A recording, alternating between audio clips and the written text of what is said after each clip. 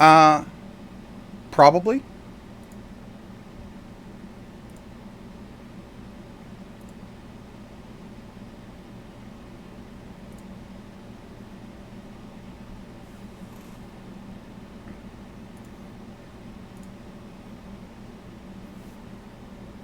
This is true.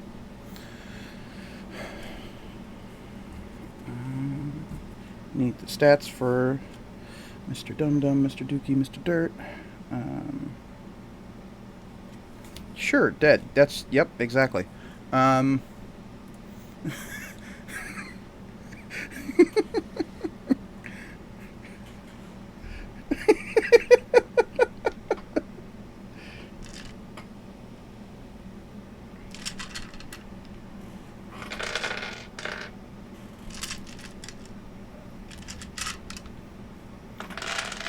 Scooping out dice. Okay. I realize you're adjusting, and that's fine. Please, for the love of God, don't do that during the stream. It's all good. No, you're adjusting, and that this is the correct time to do that. Um,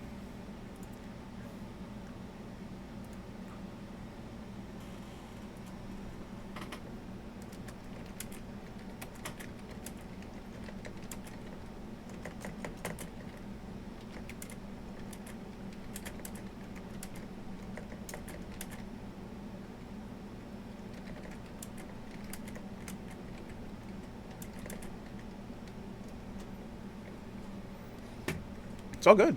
As this is what this time is for.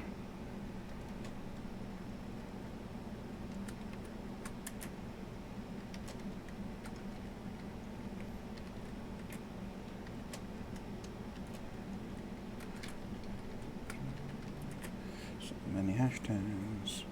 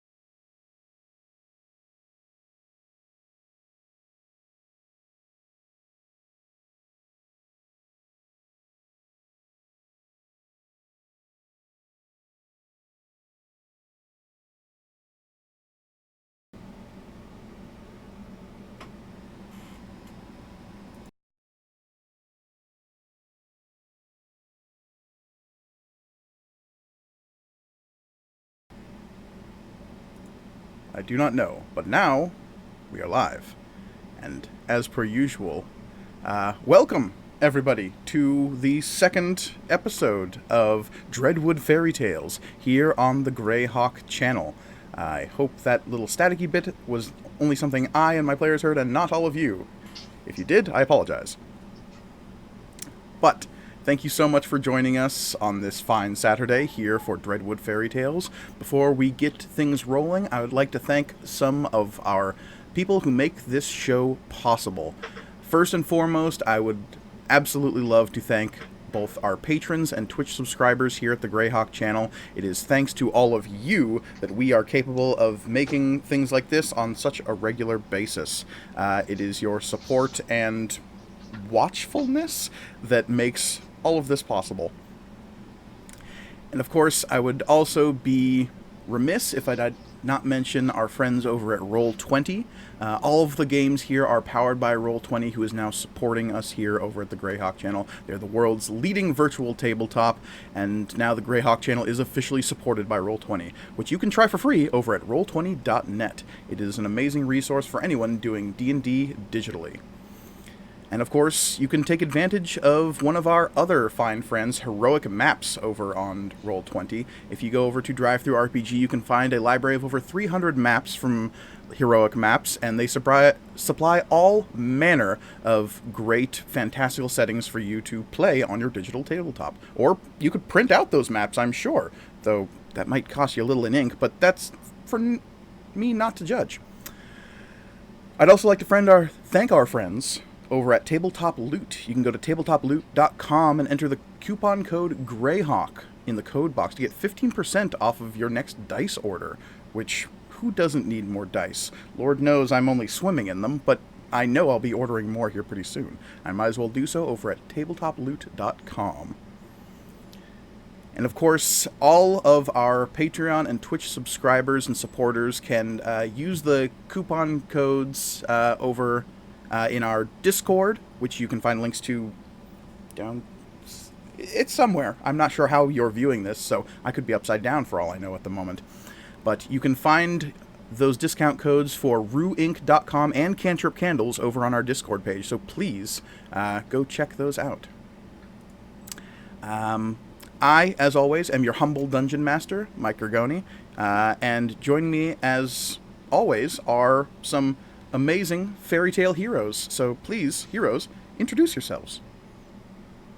Hi, I'm Elliot, and I am playing Princess Merrimack Glass, human warlock, pirate extraordinaire. I am Becca, and I am playing Lulu Prodamica. She's a gnome druid, and she loves big drooly monsters. Hi, my name's Paige. Joining us for the first time, I play Magna Vancia, a half-elf Oath of the Ancients paladin, also pirate. Should be a lot of fun. Indeed. To give us a brief recap of what happened last time here on Dreadwood Fairytales, we found at least two of our adventurers on the edge of the Dreadwood. Lulu, you had come to the Dreadwood as a fun, pet-seeking gnome in search of a strange creature who all your folklore had told you no druid before you had ever made friends with. But it is here in the Dreadwood that you intend to find this mysterious creature, which, who knows, we may see a little inkling of today, and befriend it. Befriend it so hard. Yes. On your way, though, you stumbled upon a very strange encounter in the form of Princess Merrimack Glass, tied up, as she is wont to do. Look, that's the only experience I have with her so far. Being guarded by three strange werefolk, these hybrid animal men, who you eventually learned were Mr. Dirt, spelled with a U, the Wereboar, Mr. Dookie, the Weregoat, and Mr. Dum-Dum, the Werebear. And these three were arguing over whether or not they should just eat this person now or wait around for someone named Nana.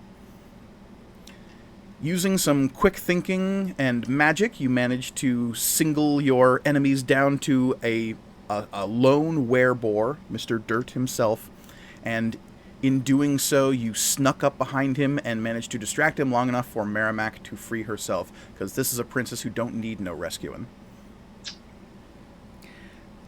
I say, right before... She was technically rescued. Lulu helped a little. You fought your way past the werebore and eventually fled deeper into the Dreadwood, only to find yourselves hunted by strange forces. A sweet little old lady leading a very not suspicious conga line of a boar, a goat, and a bear. Oh, weird. What a coincidence.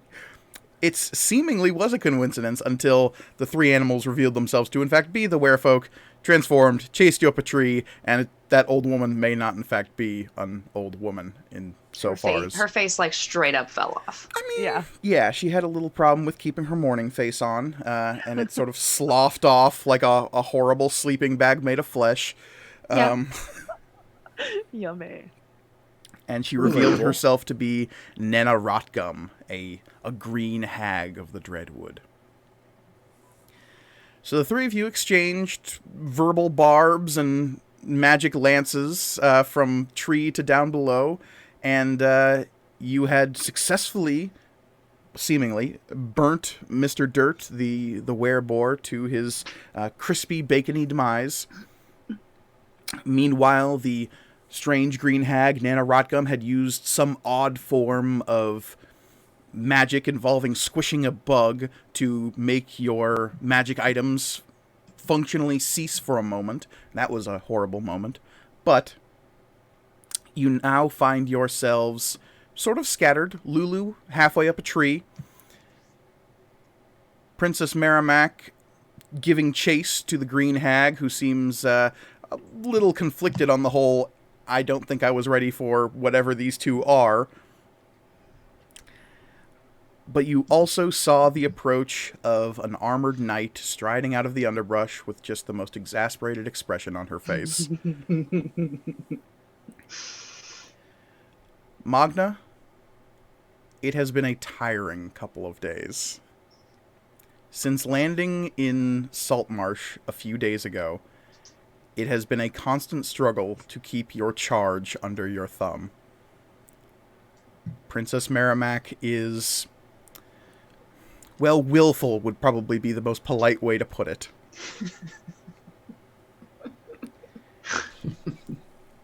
Her insistence on going on this mission into the Dreadwood to find the captured Prince Hamilton, who has been reportedly kidnapped by the ancient night hag, Granny Nightshade, in order to rescue / re-kidnap the prince. Methodology is still a little unclear. But leastways, you've never been entirely certain about the prospects of this mission to begin with, and now that Princess Merrimack has scarpered off to some edge of the woods, seemingly leaving camp before you even rouse yourself, it takes a long time to strap on all that armor after all. I need you to give me a survival check. First roll of the game. Let's go. Yeah. Oh dear. Well, that is going to be an 8. Okay. It was not through tracking prowess or through cunning guile that you found your way to this clearing and this scene of chaos. It was sheer random dumb luck and following the sounds of small explosions in the distance. So when you clear through some underbrush, you are met by a scene you were not prepared for. In front of you, you see a green hag who has just recently become visible again, as her form has been revealed by some quick thinking and uses of other counter magic. You see just behind her is the flying form of Princess Merrimack, weapon in hand, getting ready to do something. Just behind this tableau is a wide, tall tree, halfway up which is two beast folk. There is a weregoat near an upper branch. There is a werebear climbing halfway up the tree, and they are kind of rethinking their lives and looking around, not sure what to do, as their hag mistress is in the midst of fleeing. Out on a branch, on the lower end of the tree, is what looks like a giant lump of moss or fur or some kind of, like, child's toy just set on a branch. You're not quite sure what it is, except that it has little arms out to the side that are sort of like doing magic stuff and wiggling around. I don't know if you've ever seen the movie Critters, but it's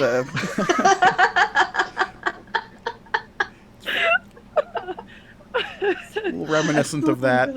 Absolutely. So you're not entirely certain what's going on right there. But that is the tableau that you stumble across as you just, like, push through some underbrush and, like, come out and glance around. How do you react? How close am I to the hag? Probably 20 feet away. Okay. And she's just, like, revealed right in front of you, and she says, "Oh, hey." Hi. Are you hurting my friends? No. Not She at all. totally did. I'm gonna fucking kill you now. And I'm gonna approach and make 2 weapon attacks against the hag. Okay. Very good. I think the last thing I said last session was, "Oh, you're in for it now." Yeah. I'm glad that I was right. Yeah. That's a 14 to hit on the first one. 14 will not hit. She slithers to the side and goes, "Whoa, whoa, whoa, whoa, whoa. This is clearly a misunderstanding." I nod and I'll make my second attack. That's a little better. That's a 22 to hit. 22 will hit. Okay. I'm going to go ahead and roll damage, first of all. That's 12 on the attack, and I am going to smite as well. Oh, of course. Here Gotta cometh, do the thing. cometh the paladin. Yeah. And as I do, I say, "Hey, you look hungry. Eat this smite." That's an additional 11 radiant damage. Okay, so that brings our total on top to of 12 slashing. 23 total. Yeah, she's not a fan of that, and she will say, "I wasn't very hungry. Ah! I'd already eaten this morning." And she goes stumbling back, and that... I'm going to keep the initiative order we had from last time, because we were just coming into this in media res, as it were. Would you like me to roll one? No, we're going to assume you went right before Nana, which is at the top of the initiative. You kind of took everyone by surprise on this one. Nana will stumble backwards, and now she is stuck between a warlock and a paladin place, and she is going to cast around, and you see her just, like, look terrifiedly, and then she looks at your feet, Merrimack, and you can see that there is a bag that she dropped when you attacked her last. When she went invisible and tried to escape, you can see that she dropped some sort of bag that she had rooted through before to find that weird bug that she'd crushed. And she will go diving towards that bag. Question. My feat that I took, Polearm Master, says that creatures provoke an opportunity attack when they enter your reach. Yeah. Is she in that, do you think? Because the weapon you're using is... mechanically, it's a halberd. And the halberd does, in fact, have reach. Yes. Yeah. I think you have just made a solid case for, as she gets within 10 feet of you, that the swinging blade of your halberd comes streaking down towards the crown of this hag. point of order. Did she leave my range? She did. She would have provoked an Am opportunity. I able to make an opportunity attack as well? Sure, absolutely. All right. Hopefully yours hits, because I don't think mine will. Roll right now. Yeah, do it. That is another 22 to hit. Oh boy. Yeah, she's having a bad day. And damage will be 11 slashing damage. All right. She did not like that, but she's still kicking. Oh, quick question. Yes, Is my spirit totem still in effect? absolutely. Okay, so they would have had advantage on all of those attack rolls. Well- on one of them if I take a reaction. And doesn't it have to be within 30 feet of you, though? Because of the spirit totem. It's not just anyone you can see, if I'm not mistaken. Yeah, the spirit totem had like a 30-foot radius. Right, and I you're think I'm- 25 feet up a tree, and they're down and away a little bit. Yeah. Okay. So, So we would not. unfortunately, They're not. Yeah, They're not in Yeah. the thing anymore. correct. Okay. Just kidding. It's all I good. tried. It is good to remember these Appreciate things. it. Yeah, I only got a 14 on mine. Yeah, and she's gonna grab the bag and roll out of the way as your, oh my, new follower. Excellent. She'll grab the bag and roll out of the way just as your halberd slams into the ground, throwing up a puff of dirt, and she will start rooting through this bag, and you see her, like, putting a clawed green hand into it, and eventually she comes out with a bright red glowing bug. That's probably worse than the other one. And that is her whole turn, so that, in fact, brings us to Merrimack Glass. I am going to attack her. What a novel 'Cause idea. that other bug did a bad thing, and so this one probably also will. I'm not a genius, but... Ooh, that's a much better roll. That is... 23. 23 will hit. Especially considering Yes. she is prone at the moment, so I believe you actually would have had advantage on that Oh. roll. So why don't you roll again Yeah, just to see if we can get the actually- crit? Just to see if we can get a crit. Yeah. No. Is it? Okay, so you can see my hands, right? This is a game of I'm gonna trust, take- Elliot, so I know, but I could take a picture of it, like I promise. I trust you. Okay, because it Oh is my a nat goodness. 20. This is why we roll these things. This is why Oh we my roll gosh. advantage. Okay, All right. so Here on Dreadwood Fairytales, we use epic crits because of the fairy tale nature of this. The danger is heightened. Things are more exciting. The way we do crit damage here is what is the most damage you could possibly deal. most damage I could deal is 12 slashing. 12 slashing. So, we Yes. take that absolute maximum amount of damage, and now give me a roll, and we will add that total to your maximum damage. Nice. Ow. My roll's a 1. Wah, wah. So 3. So 15 total. 15 total is still a gruesome amount of damage to this hag as you embed your halberd into her as she's holding this glowing bright red squirming beetle, its legs kind of like dancing out to either side of her hand, and she'll just like take the hit and go, "You might kill me, but you'll still have to deal with my sisters." I mean, we're doing pretty well so far. And then I use Thirsting Blade to attack again. Do it up. Oh, that's a bad one. Yeah, it's only 8. 8. She That will is- scooch Is it still with backward. advantage? That is still with advantage. She's still in the Oh, round. it's still with advantage. Yes, thank you very much.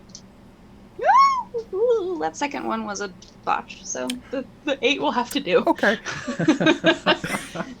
That is the cosmic scales balancing right there. Yep. And so yeah, she will scooch away, being slammed at by this halberd again. That will bring Nope. Polar Master. I'm going to attack her with the butt of my weapon. right. You're basically a freaking warlock monk. Yeah, essentially. 18. Yeah, 18. 18 will hit. Okay, where are my d10s? Just I don't know how to tell dice from each other. The pole arm spins around and you give one last little flick with the butt end of your halberd. Oh, and that's a 1d4. In fact, not a d10. That is 4 damage. 4 damage. Okay. Is 1 over Exacxes. Nice. As you spin it around and just like, boom, crack upside the head with the back of the polearm. Her neck will go backwards and she'll just slump over and the bug will skitter out of her hand and begin just like crawling around in figure eights nearby. On the tree, Mr. Dum Dum and Mr. Dookie will look at each other, look at what just happened, look at each other one more time, and then jump off and start running. And they will stop only momentarily to grab the body of Mr. Dirt as it lies smoking on the ground. And they will grab it between the two of them and just start, like, chugging through the woods. You have a round to do something if you want to give chase to them. But that would bring us to Lulu first, if we want to keep into initiative. I think Lulu is more concerned with what Nana Rockgum is doing with that bag. Did she manage to reach it or no? She has She the didn't bag grab in it. her hand. She had grabbed a glowing Okay. red bug out of it, and that bug now like is on the ground next to her body as it like moves around in figure eights, seemingly confused by its situation. So the bug is on the ground, you said? Mm-hmm. As is the body of Nana Rotgum. Yes. She dead. She's not alive. Okay, fair. Then I So don't my question is I whether or don't- not you want to give chase to the werefolk or not.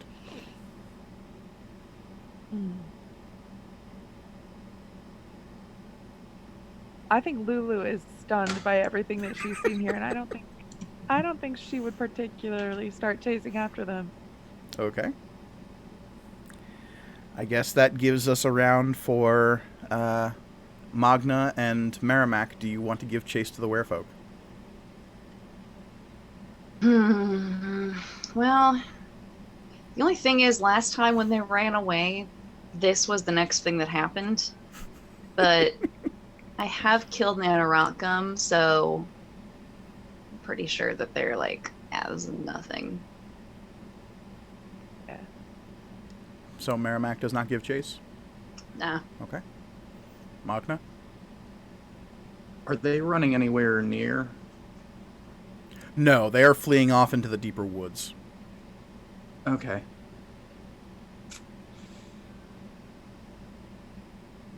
Yeah, you know what? I'll make a javelin attack. Cool. Nice. Against the werebear or the weregoat? Who looks worse off? Tough to say. The werebear has definitely taken more damage, but it's big enough to where that damage seems more inconsequential against its bulk. The weregoat definitely looks battered, but not necessarily as, like, capable of taking a ton of hits. Yeah, I'll go after Mr. Dookie. Okay. No! 20 to hit. 20 will hit. He is wearing pants. Okay, that is going to be a D6. 11 damage. Okay. Takes a javelin to the back of his, like, gnarled, hunched shoulder and go, "Argh!" But keep on, like, hobbling away. Does it stay in him? Oh, yeah. I'm going to miss that. And they continue to flee, and very quickly you lose sight of them in the deeper underbrush of the Dreadwood. And we are out of combat. The corpse of Nana Rotgum lays at your feet, Merrimack, and you see your erstwhile protector, Magna, having handily done more than half of Nana Rotgum's health in a single attack. I knew this would all work out. Yeah. Sorry.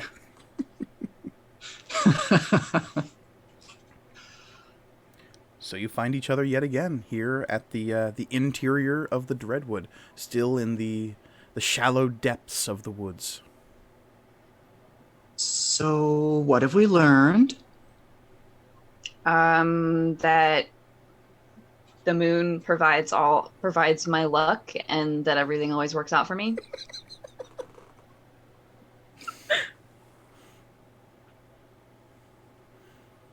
Am I wrong? I don't know enough to disprove that, but I don't agree with you. All right. And I kind of like poke at Nana Rockgum's body with the butt of my halberd just to like, I don't know. I don't want to like touch her to go through her stuff. She looks really nasty. So, making friends out here? Yeah, this is Lulu. She's amazing. Lulu Who's is like. Go ahead. Oh, that was it. I just kind of point at Nana. Lulu is like jumping up and down on the tree branch, like excitedly, and is like, "That was awesome! That was so cool!" Is she actually your friend, or? Yeah. Begin jumping up and down on the tree branch. It like wobbles unsteadily, and you hear a slight cracking from the interior of the tree. It doesn't break though, and you just go, "Oh." Oh, do you need me to come grab you, or? That would be really, really cool. Yeah. Okay, I got Please. you. Thank you. So using your flying boots, you flutter up Yes. and grab your gnomish friend. And yes, Magna, you now see that the strange fuzzy lump creature is in fact a gnome that was dressed in heavy furs. That really, it's tough to tell where the poofy hair ends and the furry coats begin. But this delightful little creature is wafted down by Princess Glass and placed on the ground. As soon as I get to the ground, I march over to Magna and like reach out my hand for a handshake. Hi, I'm Lulu. Hi, Lulu. I'm Magna. Mary's protector. Sometimes. I can see that. You were amazing. Yeah, I am pretty amazing, but... Hi, Mary. Told you to call me Mac. Ugh, Mary is so like princessy. Hi, Mac. Hi, Magna. I told you to wait, didn't I? Yeah, but like, when do I listen? Yeah, it feels like I've been searching you for, I don't know, about a week. Maybe, more or less. Yeah, it sounds Is about this right. the only trouble you've gotten into? Yes. Merrimack is definitely counting the capture and this as one thing. Since it's all the same people. And as you say yes, a cold wind rises up from somewhere. It wafts across your knees and your legs. It sends a chill across your flesh. And a voice says, "Oh, I don't know if that's the only trouble you've gotten into." Whoa. And you all hear that voice. It didn't sound like a friend. Ooh. Hi. There's no response. All right, bye. That happened earlier, too. Oh yeah, it did.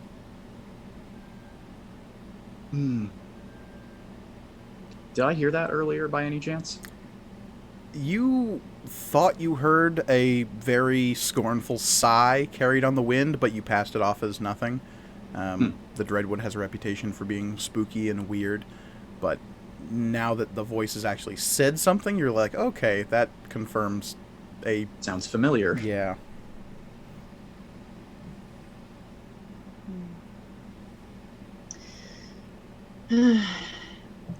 Can we tell what direction it sounded like it was coming from, or was it just kind of... To the north. Mm. Deeper into the Dreadwood.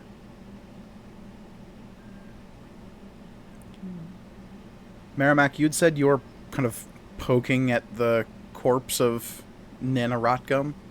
Yeah, Okay, give me an investigation check at disadvantage. that's fair. To sort of just like the old poke it with a stick method of investigation. Yeah. Oh, that's a botch. As you poke, the red beetle that crawled out of the bag will like come up onto Nana Rotgum's like backside where you're poking, and just like with its little pincers in the front will clamp onto the end of your halberd. I like start trying to shake it off. And it's just kind of like wiggling on the end of the weapon. Kick it. What happens if I dismiss my weapon? It will and drop to the ground, Okay. and it'll let out a little. Yeah, you too. Actually, do I recognize this bug? I think you would need to give me a nature check. I can do that. Oops. Not great. That's a 5. It's a big beetle. It's strange. It's not like any particular beetle you've seen before, and the fact that it's glowing with a soft red light is definitely indicative of some kind of magic, but you're not familiar with this particular species. Lulu also do a nature check? Yeah, absolutely. Lulu, who is friend to all animals. Right. That's a 19. Okay. This is not a natural bug.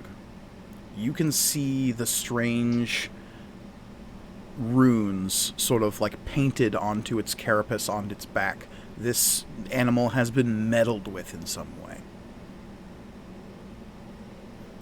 It is bigger than it should be. It is glowing, which is definitely weird. And it seems as though it has been turned into some kind of strange living weapon or spell or something. It has been modified in some way by odd fey magics. I think Lulu would look up at the other two and say, can I, like, try and dispel this magic? Would anyone care if I... Mm-mm. No, that thing's creepy. Yeah, I'm gonna cast Dispel Magic at this bug. Okay. This is higher than a 3rd level spell that has been cast on this bug, so I need you to roll me an opposing arcana check, I believe is how that works. Let's see, it says, an ability check using my spellcasting ability. Okay, so it will be an ability check using your wisdom modifier. Wisdom modifier, got it. So, okay, dice. Ooh, that's not going to be great because I rolled a 4. Ew. So, 7 altogether. All right. The beetle lets out a and then just begins scuttering away, and it kind of like creeps into the hag's robes and begins shuffling around in there. Oh no, that doesn't seem great. And you can also see that the bag that was tossed to the side is squirming as well. Oh boy.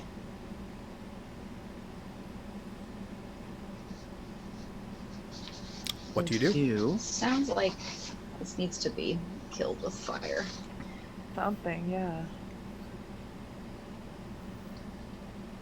So yeah, you can tell that there's at least one of these weird magic beetles like rooting around inside the robes of the hag, and there might be more of them inside the bag. What do you do? Out of curiosity, when we Lulu picked up a little belt pouch or a bag that had like animal figurines in it at the camp where Merrimack was captured. Is there a figurine in there of like a bug? No. Or any of it? Okay. What you had noticed last time is that all the figurines were of like 4-legged, generally mammals. That's right.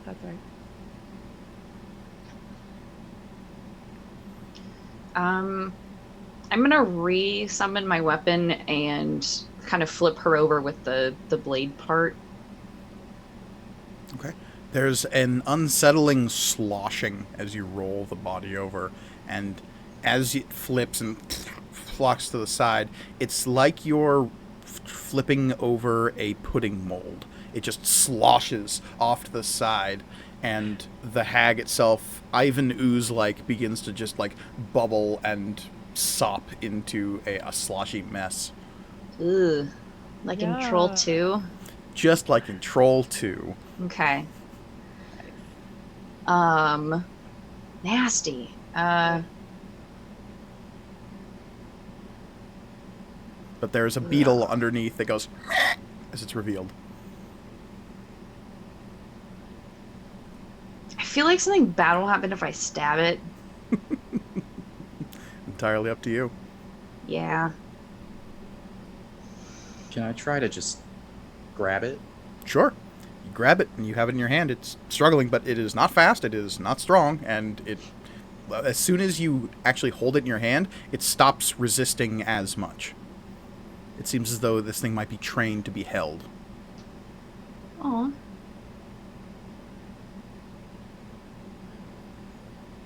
What do you think? Should I keep it? Maybe we should put it back in the bag. We should see what else is in the bag first. Yeah, I'll go flitter over and I And could if probably just whatever is walk in now. there is gonna try to eat us. Okay. Flittering over, opening the bag, you see that there are 2 more beetles of differing sizes and colors inside the bag. One is glowing with a dull black light that is sort of just like warming off of it in makes it difficult to see at times if you're not focusing on it. The other one is glowing with a silvery gray blue that is familiar. You've seen that when the hag first crushed the beetle to dismiss your magic, it was using one of these kinds. Ah, okay. Yeah, there's 2 more beetles in here. I think another anti-magic one, and then just like a really unsettling, like, dark one. So, yeah, we could probably put this beetle back in this bag. They would come in handy at some point. I mean, Yeah, at least the magic one. I'm not really sure what these other 2 do. Anna Can did I- seem intent on using the red one just before she died. So Yeah. yeah. It's Can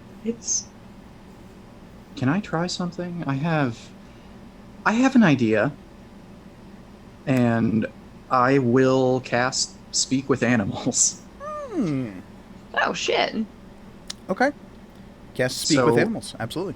Yeah, I hold up this red bug and I ask it, "Hey, what do you do? Fireball. You want to be friends? Fireball. Sounds good. Okay." And I'll put that one in the bag. I'll pull out the dark, creepy one. "Hey, what do you do?" Pass without trace. Ah, the invisible one. Okay. Pass without trace. Cool. Yeah, and I put it back. All right. I close the bag. I'll hold this unless anyone has objections. go for We can share those. Yeah. Oh yeah, no, I just mean like who's gonna hold it, right? Like I'll go for it. Okay. tie it onto my belt. So Merrimack, you may now record that you have a bag of 3 spell squirmers. Spell squirmers. Oh, that's cute. Fun. One of Fireball, one of Suppress Magic, and one of Pass Without Trace. That was a very clever way to identify those, actually. Yeah. Because they're bugs, they're not smart, but they've been told a single sentence their Yes. entire lives. Yes. Okay, so having collected the loot off of the hag, what is your next move?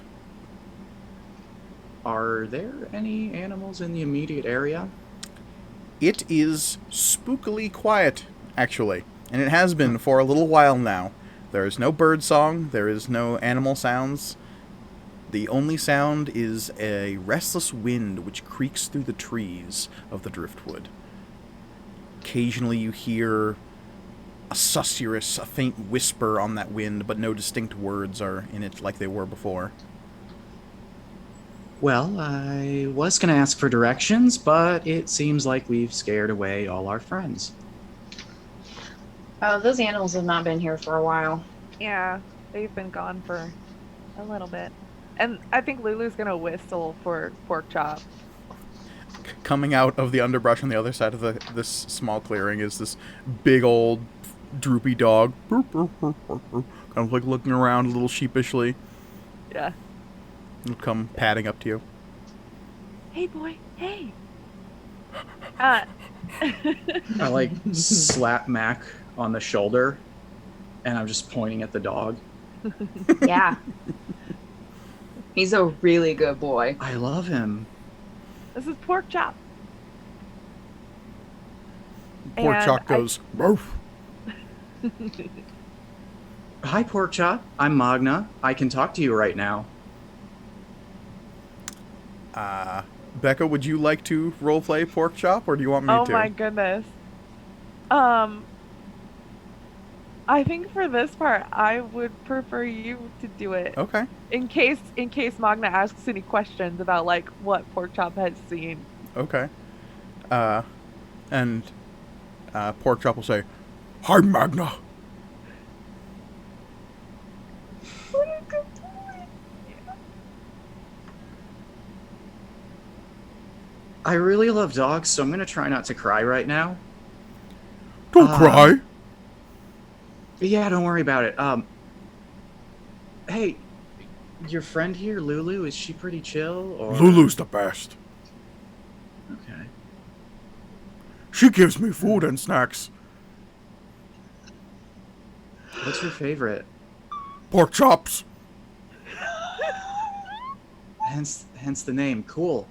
It's good to meet you. And I like hold out my hand. And he will shake. Yes. Oh, you are such a good boy. He's a good boy. Can I give him? Can I treat? Can I? I'll Lulu is reach into my pack and pull out a nodding. ration and give him a treat. I have because he's a defeated the good boy. party with an adorable dog. Yeah. Can I just give him everything I have? Can I just... Here, have everything. Yeah, you Here, fi- eat it. You fish out like a piece of dried jerky or something from your pack, and hand it over him. Pork chop will like glance over at Lulu as though, "Is this okay?" Oh yeah, she definitely is. And then it'll just like Oh. blah blah blah blah blah blah, and get big Yeah. like slobbery dog jowls all over your hand. He can So- understand my speech, right? Because I have speech of the woods. Yes, absolutely. So like pork chop and I were tight. Oh, 100%. Yeah. So, Spooky Voice came from the north? Yeah. I guess that's our big lead right now, huh? Yeah. Yeah. Sort of had a moment where maybe I could have gotten something out of the hag, but then You she talked a lot of sort of shit? exploded. And that. Yeah. That was a little messy. You should have said something really metal when you know. It's too late now, but for posterity's sake, if you... So, north? Northward. So you decide to head northward. You know that there is a trackless amount of forest between you and the southern border of the Kingdom of Keoland, which is a kingdom that the sea princes have constantly been at odds with over the years. And it is that said kingdom that the prince has been kidnapped from. You know that the inner reaches of the Dreadwood are a trackless, uncharted region. Most of it is just labeled on any given map as the Dreadwood. There's no paths or roads or cities or civilization to speak of as far as most of the world knows. There is just this big blotch on any map that just says Dreadwood. This place is a cartographer's nightmare because not only is so little known about this place, but so little is permanent about this place. A woodland is a living, breathing entity unto itself. Trees will fall, landscapes will shift in weather, and if there's no one around to document these constant changes, whole landscapes can change over the course of a season, and terrain will be completely different. Paths and game trails will be erased. All of you are at least somewhat familiar with the woods as a concept.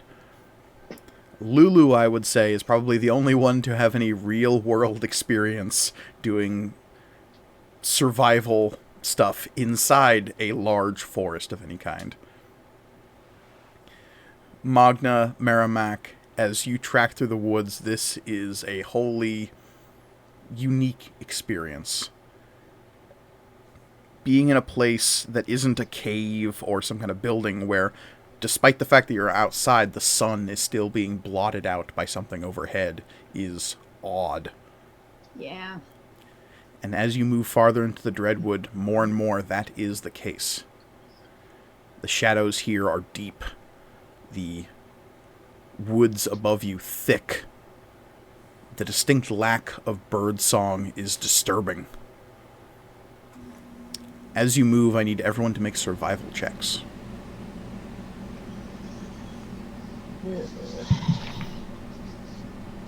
17. 17. It's cocked. I have 24. 24. Very good. 7. 7. Okay. 2 out of 3 ain't bad. As you're moving through the shoals of the Dreadwood, as it were, the forest here isn't as thick as it might be. There's still space between the trees. Underbrush will be heavy in clumps, but it's easy to navigate around. You can avoid most large patches of bramble or excessive amounts of fern. Well, speaking of dogs, So cute. you do find game trails here and there, tracks of animals that have moved through this area with long rapidity. And thanks to Lulu's close proximity to the ground, you find several safe trails that lead you not through thickets but around them, and not into some kind of marshy seepage, but over it. Because that is what you begin to notice, is that there are patches of dampness here in the Dreadwood. Here and there. It's not super often, but as you begin hiking, it is a noticeable phenomenon that there are... It starts with just thick amounts of wet moss that layer certain patches of the ground or on trees. You can smell the moisture in the air as you move, and there's just this humidity that crops up in pockets here and there. Then if you walk 20 feet, it's suddenly gone. Porkchop is very disturbed by all of this. Yeah. Once or twice, Porkchop goes to, like, eat some moss, but is casually stopped by Lulu. Yeah. It's like, no. No, boy. Don't eat the spooky moss.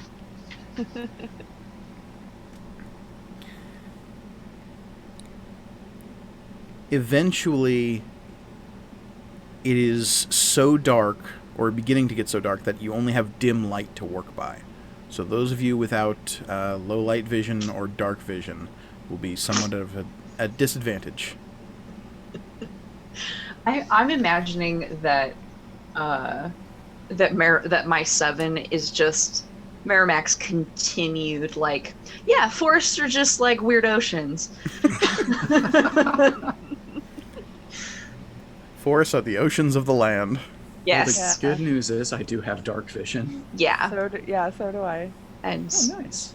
yeah, I'll just hold hands with someone. That's the one thing I forgot about playing a human. Okay, so you clasp hands with one of your party members as you are dragged forward through the darkness. Eventually, the darkness becomes closer to oppressive, not because it is overwhelmingly like shadowed here, but you begin to realize, oh, it's evening. Like, yeah, you're not even you suddenly look up and it's so dark that you could barely see in front of your eyes, and you realize that the sun must be setting. Like, we've been tracking the whole day, and it seems like no time at all has passed, and suddenly the sun is setting and going down. Weird. And have we heard no animal noises this entire day? No. It's really starting to get upsetting, actually. Yeah, I was going to say Lulu's getting pretty freaked out by that fact. As it begins to grow close to evening, you all feel the weariness of the day. What is your procedure for resting in the evening, or do you press on? I mean, camp. Maybe we should rest. yeah. Okay. Probably a fire's a bad idea. Yeah. Up to you. Yeah. Fire does Unless- sound really nice right now, because that will It does. push back the darkness. Yeah. Is Lulu good at making smoky approved fires? Mechanically, I don't think she has anything specifically for that. Oh, do you know what? No, she is not. Lulu is afraid of fire. Oh. It's the only thing she's scared of in the whole world. All right. Does But Lulu she- voice this opinion as... No, she has not said anything yet. Okay. So you all reach a point. There's a small mossy boulder that you come upon. There's a patch of dry ground next to it. It seems to be clear enough to set up some kind of at least partially covered camp. Huge oak and pine trees sway above you.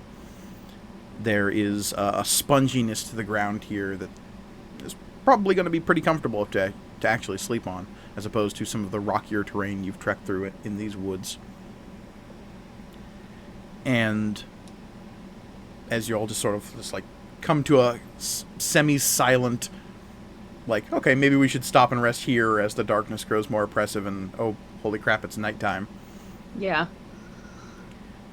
And nobody moves to make a fire, and you all just sort of like No. stand there awkwardly for a second. Yeah, I'm gonna start digging a small pit in the dry earth. And are there like small rocks around? You could probably cast Like- around and find some, yeah. Yeah. I'll surround it with some small rocks as well to give it like a barrier, kind of making a makeshift fire pit. Okay. Mm-hmm.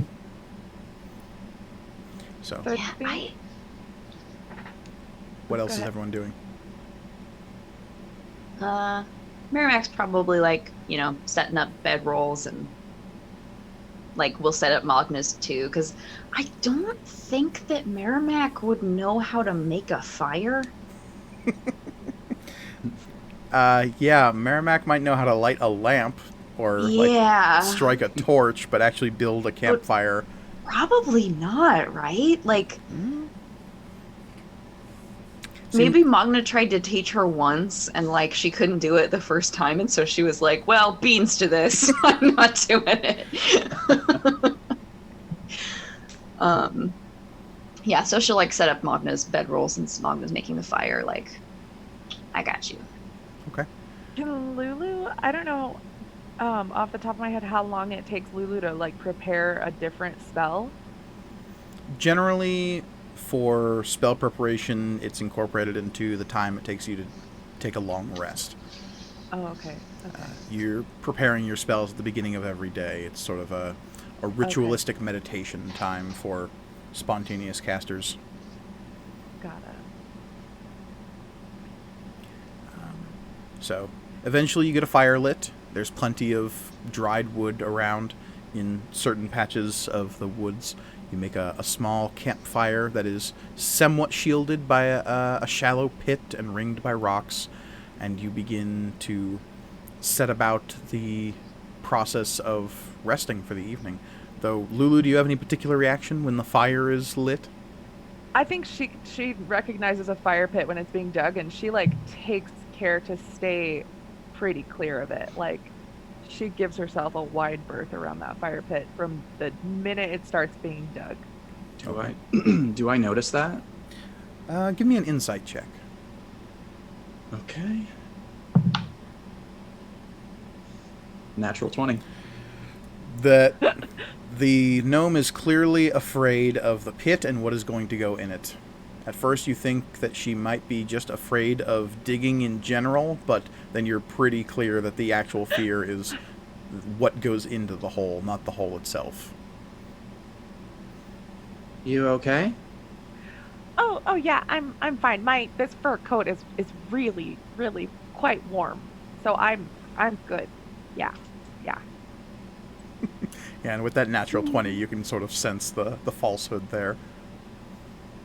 Because I can not. No. You guys, you need warmth. I'll be fine. I'm good. You sure? Yeah. Okay. And she just kind of continues to avoid it, and I think she keeps Porkchop like really close.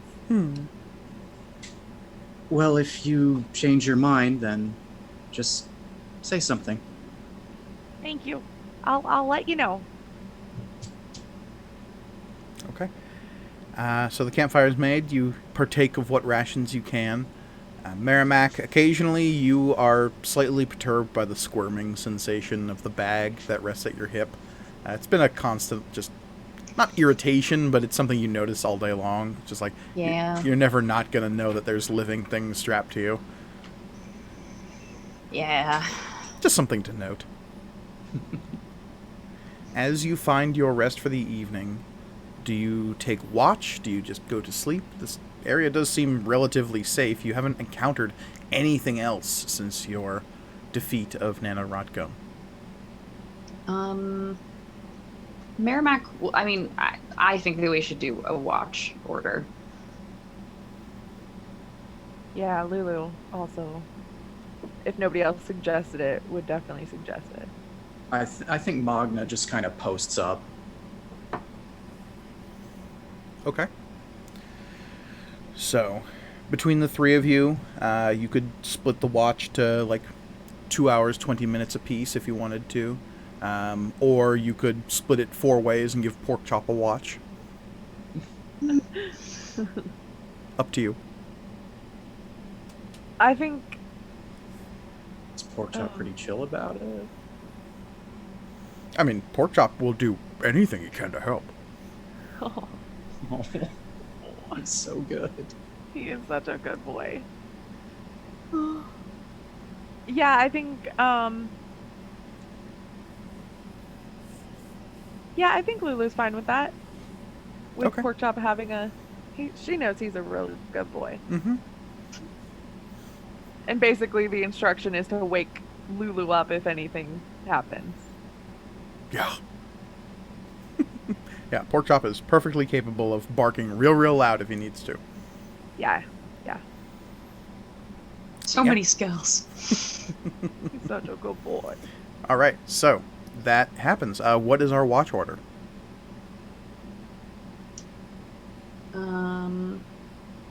I mean, Paige, it sort of sounded like Magna was gonna just take first watch.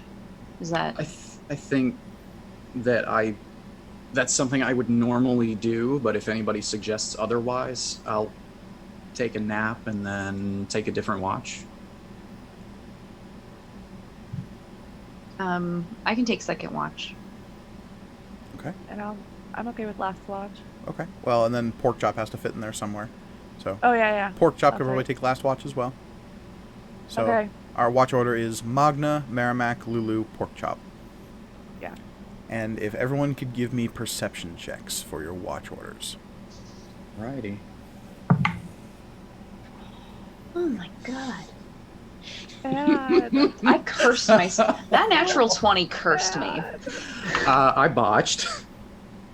I only did one better. So it means I got a 7. Wow. Okay, I feel a little better. I rolled a 4, but perception means I'm at 10. Oh, golly. Okay. I got a 10. Do I need to roll for pork chop? I rolled for pork chop, Okay. and pork chop actually did very well. Good. At least somebody did. Pork Such a chop good can carry the boy. rest of us on his very good back. Well, Yes. look, 1 out of 4 ain't exactly a sterling great. success rate. No, not great at all. As Oh boy. Can I, at the beginning of pork chop's watch, at the end of mine, take the time to do the meditation and prepare some spells? yeah, absolutely. Okay, cool. As you sit in the cold night of the Dreadwood, you look around at your surroundings beyond the campfire, and you're struck by just how dark it is in here. Some of you have been inside the interior of caves before. Some of you have seen the dark, windowless cells of some kind of prison. But this is a close darkness that belays the fact that you are ostensibly out in the wilderness. Just beyond the line of fire, there is a wall of black that seems to be impenetrable, even with dark vision.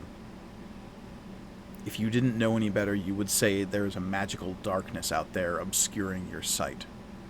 Merrimack, you might not necessarily know the difference, but with Magna and Lulu both having dark vision, I believe out to 60 feet apiece, you should be able to see beyond the firelight. And it's just dark, obscuring darkness. There's no starlight in here. There's no moonlight. There is only the oppressive darkness of the wood. And you're struck by the only sounds which occur that evening are the crackle of the fire, the low moan of the wind, and the dull creaking of trees off in the distance.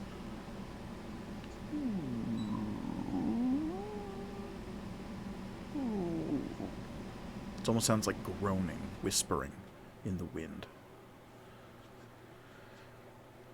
Lulu, during your watch,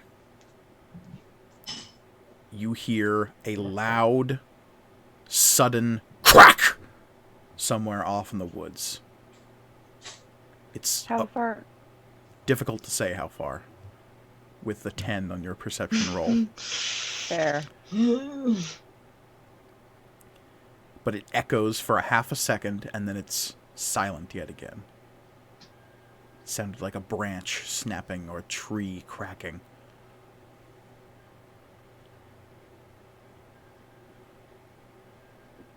She's definitely alert now and awake. Oh man. I think she's going to... Pork chop nearby is just Yeah. his little leg kicking in his sleep. She's gonna cast Conjure Animals, and she's gonna conjure Portobello, the magical mastiff, the second magical mastiff. Mm-hmm.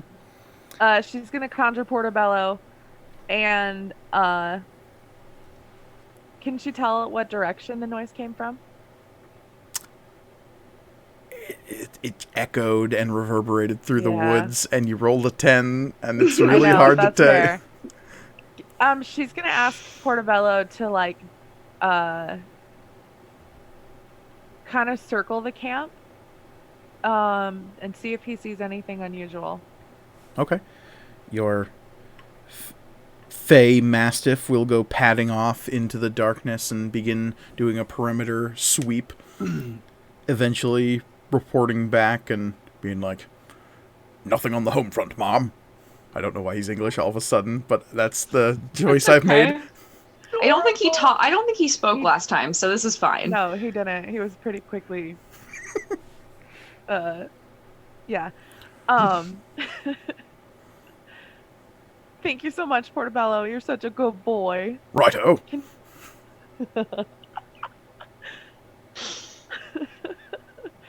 I don't think she dismisses him. I think she like lets the spell carry out for what is it, an hour? Yeah. Okay, so by the end of your watch, Portobello has slowly, begins flaking away, little drifts of green energy floating away from its being until it finally just dissipates, and before the very end, he will, give you the, dog equivalent of a salute by just, a quick nod before the magical energies dissipate. Excellent. Good boy. Good boy. And you pass the watch off to Porkchop, and get whatever sleep you can, though most of that is, you do spend a lot of time, communing with nature and reorganizing your spells. Mm-hmm. But as dawn begins to approach, the darkness becomes less oppressive, the shadows dwindle, there is daylight that still seeps into this part of the woods. It is still dark, there's still branches above you that blot out the sky, but there is daylight here, and as it finds you, you all find wakefulness. There is the distinct smell of moisture in the air. It's a smell of water that you didn't have before. You sniff the air, and there's just smells like running water. It's the distinct smell of a freshwater river. Interesting.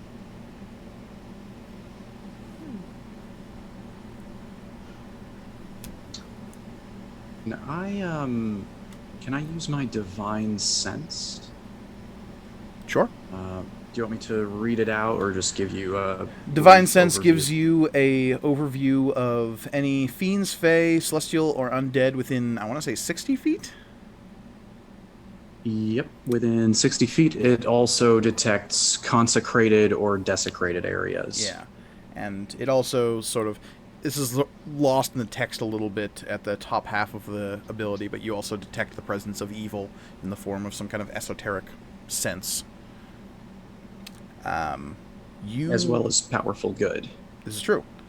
And you do sense some... Let me think.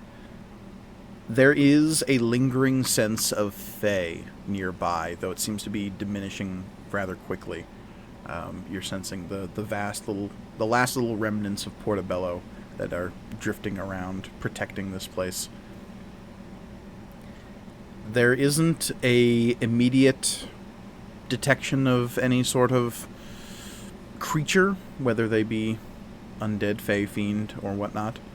There is no sense of desecration or consecration here, though admittedly the range of this ability is limited.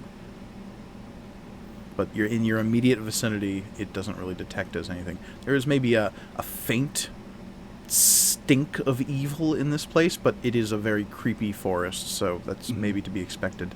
Just some general creeposity. General, all-purpose malevolence. Did anyone see any fae? That was probably Porkchop. Or not Porkchop, that was probably Portobello. Another dog? Yeah. Another mastiff. He's Good. a good boy, too. Oh, yeah. I sensed one. I was just curious if it was us or not. Does anybody smell that? I mean, it smells wet. But Yeah.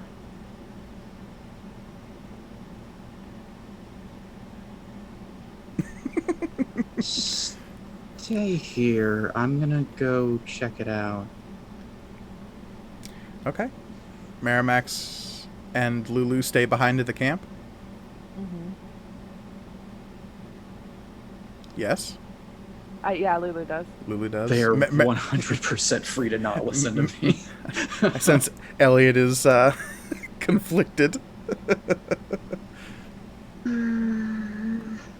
Yeah, no, Merrimack. I think Merrimack activates her boots and like kind of gives some air support.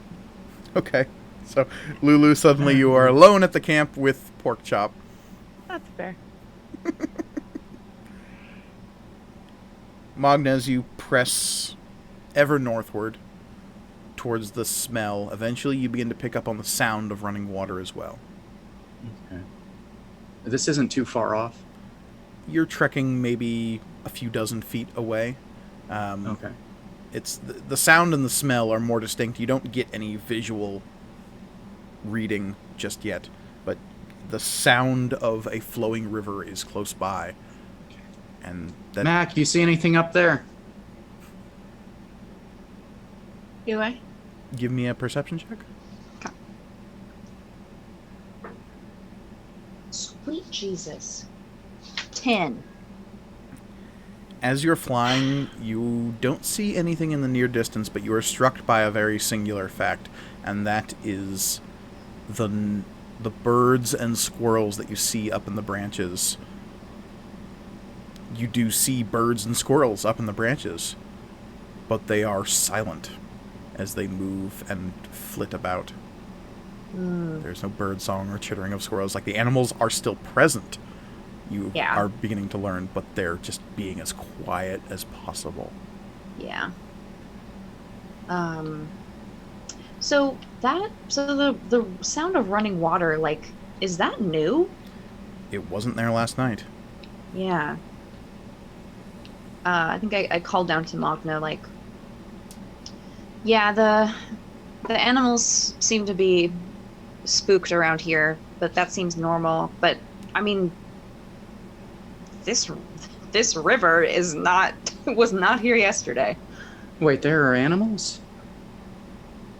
Yeah, I think I like fly down and kind of explain the squirrel situation from yesterday. And the and the like illusory sound that NaNoWriMo did.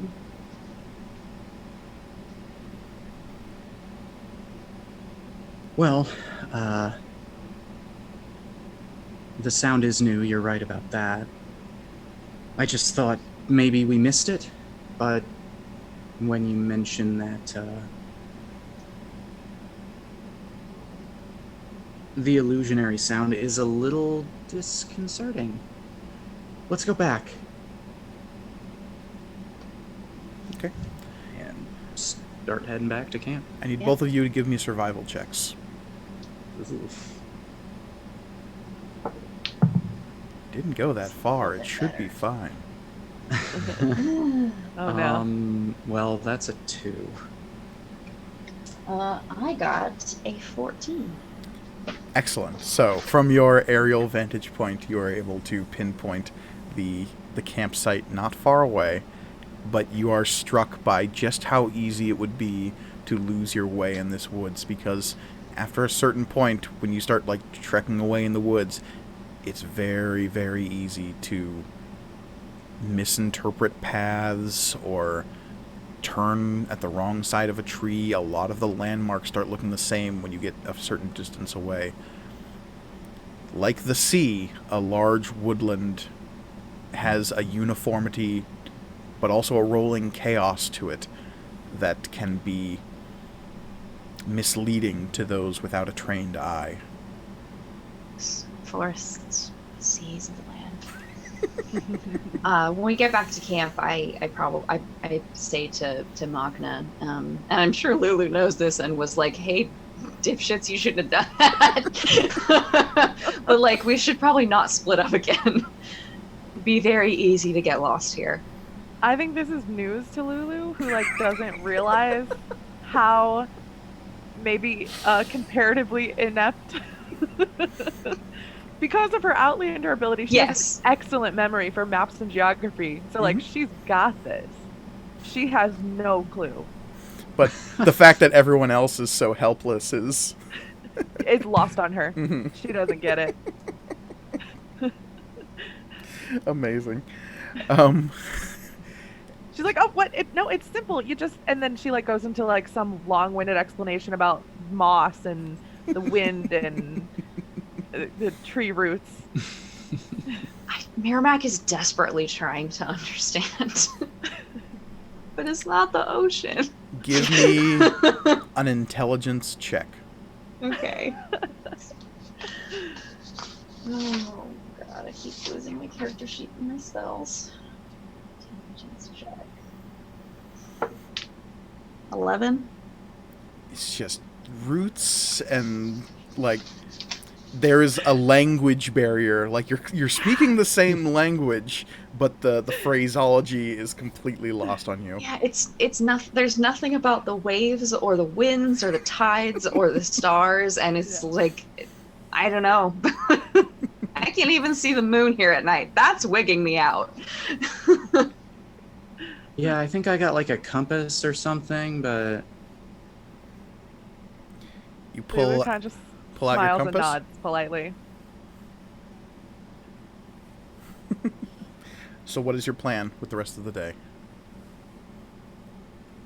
I mean, we should probably keep heading north. We should probably make sure that we're still going north, also. are we still going north? Lulu, you're fairly certain that you're still heading north, Oh yeah, we're still going north. based We're on the roots and the moss and Okay. And wind density.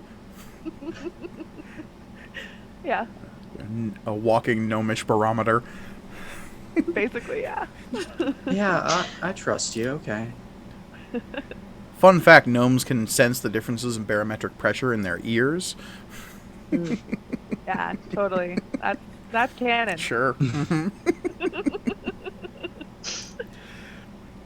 Yeah, I guess we'll start gathering up our stuff, make sure that fire's not going to reflash, bury the prevent forest fires. Porkchop does a good job of burying the fire. He loves digging. Oh, Yes. yeah, he does. Packing up your campsite, you are struck by the sound of the river is disconcerting. It definitely, as you focus on it, was not there when you made camp the previous night. And as you begin moving northward, it is getting louder. If we move east or west, does it get quieter? Doesn't seem to, though it depends on, I guess, how long you move east and west for. If you just, strike on a right angle to the left or to the right for a couple 100 feet, it doesn't make any appreciable difference. Okay. Just curious. Okay. I feel like Lulu would be looking for some sort of small beast that she could talk to and ask more questions to, like the squirrel yesterday. Okay. Give me a perception check. Sure.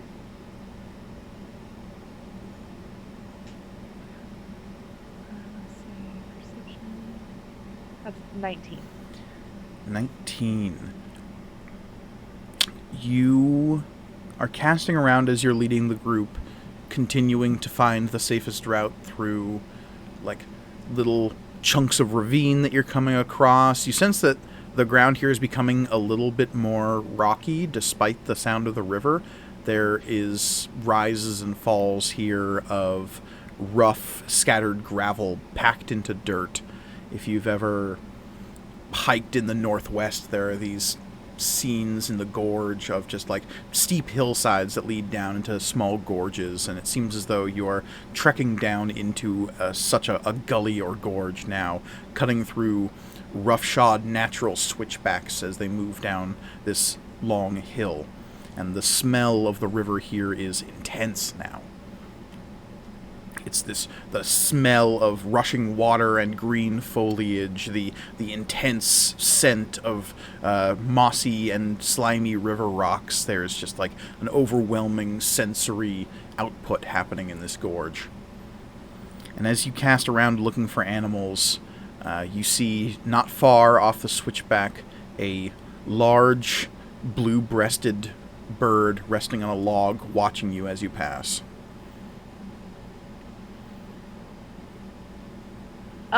Yeah, she's gonna take again some of that little some of the rations and kind of like spread it out on the ground in front of her Okay. and like make a very clear gesture that she's like spreading something on the ground.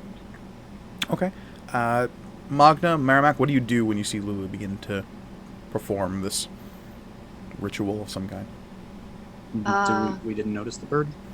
You did not notice the bird, no. No. It has that weird way of camouflage that animals of bright colors in woodland seem to have. I kind of assumed that like we had started to like take a short rest or like a short break or something. Okay. Like, yeah. Okay, so you kind of hunker down. Begin to catch your breath. Take a breather. I just kind of look from Lulu to Mac and shrug. Not really sure what's going on. Maybe it's some gnomish navigation thing. Because I saw her do this yesterday, right, with the squirrel. Yes. Yeah. So, yeah, I'm just like, yeah, we're just checking in with the wildlife. Oh. Cool. Can Lulu try to make like a bird whistle? Yes, Kind of absolutely. You can do that as you also make an animal handling check to try to attract this young bird. Ooh, I'm good at animal handling. That's a 15. 15, excellent. This bird will come in. You can see now that it's a Stellar's jay. It's got the big crest coming up the back of its head, and it will flutter over on wings that are strangely silent considering how it's flying. And it'll flap down and like land and nervously look around as though it's expecting some kind of trap, but it will peck at the first little bit of food and hop back. It has little like hopping motions and like eating it very, very quietly and carefully. When nothing immediately tries to kill it, it'll scamper back forward and peck down and begin snapping at it some more. Lulu's been pretty still during this whole thing, and she kind of like quietly says, "It's okay. First of all, I love your hair." And it'll just like look at you, just like startled that you spoke, and it'll look around nervously. It's okay. Why is everything so quiet here? So, just to clarify, as a forest gnome, you can speak to animals and they can be made to understand you, but can they speak to you? I can decipher noises and motions. Okay. A friendly beast could relay what it has seen or heard in the recent past. Got it. Okay, excellent. I wasn't 100% sure on the gnome power set. Yes, yeah. It's Speech of the Woods. Got it. From the Circle of the Shepherd. Excellent. Oh, right. This is a druid thing. The druid thing, yeah. Okay, so as you begin talking to the Stellar's jay, you see it bobbing back and forth, and you can definitely tell that it's nervous. And it says, not so much in words, but in like the ruffling of feathers and the twitching of its tail and its wings. First off, it doesn't understand the word hair. Yeah, that's fair. Second off, it says you need to be quiet. She kind of nods. If you're not quiet, Rumble Tusk will get you. And she kind of whispers, "What's Rumble Tusk?" Rumble Tusk is Rumble Tusk.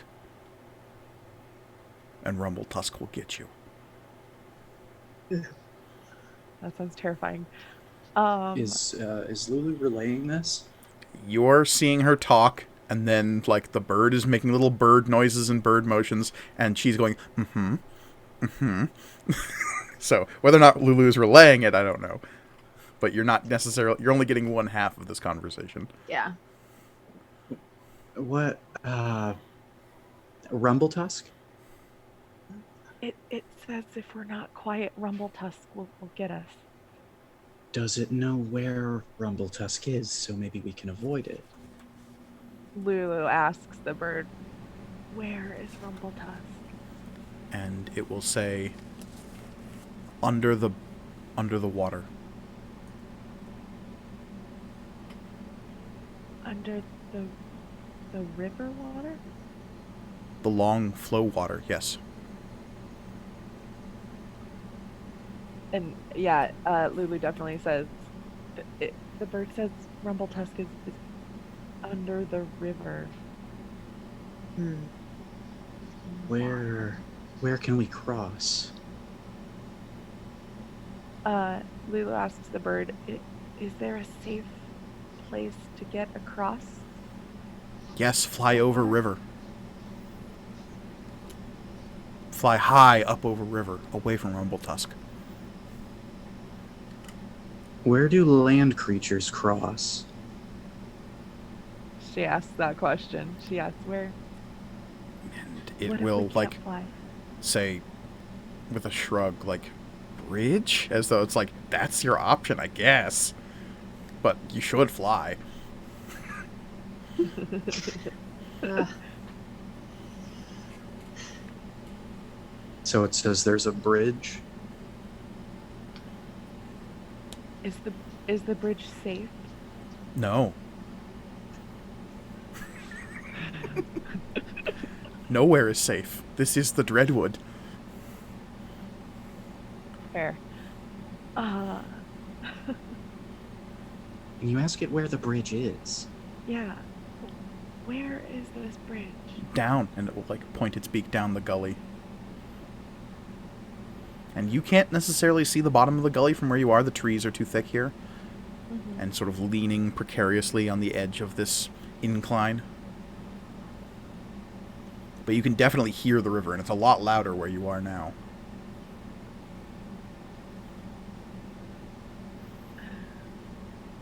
Would you mind showing us where the bridge is? You can fly. We'll follow under. You fly too? Well, one of us can. Can show you river, can show you bridge. Rumbletusk will get you. It seems just resigned to that fact if you can't fly.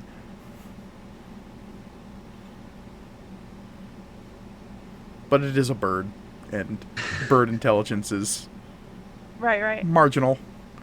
Yeah.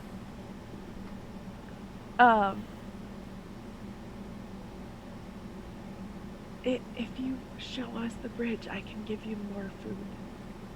We'll show you bridge then. Seems amenable. Lulu tells her party that the bird is gonna lead us to the bridge, but that it's very, very weary of Rumbletusk, and that it seems pretty insistent that if we don't fly over, we're toast. Merrimack kind of like pushes herself up from like whatever rock she's been sitting on, and it's like, look, anything can kill a bird. Frankly, The bird says yes. You know, you're not wrong. Also, I can't fly, so we're Yeah. probably between the three of us, I'm sure we can figure this out. Right. And if we can't, we'll just, kill Die. it. No, kill it. I'll hop in that river and kill it. Yeah. We've got this. Okay. So, following the Stellar's Jay down the ravine, you wind your way down these natural switchbacks. It will move silently as it can from branch to branch, sort of guiding you down like some kind of video game tutorial creature that's leading you towards the correct path. Yeah. Press O to avoid the rocks and find the safest path. Yeah. Yeah.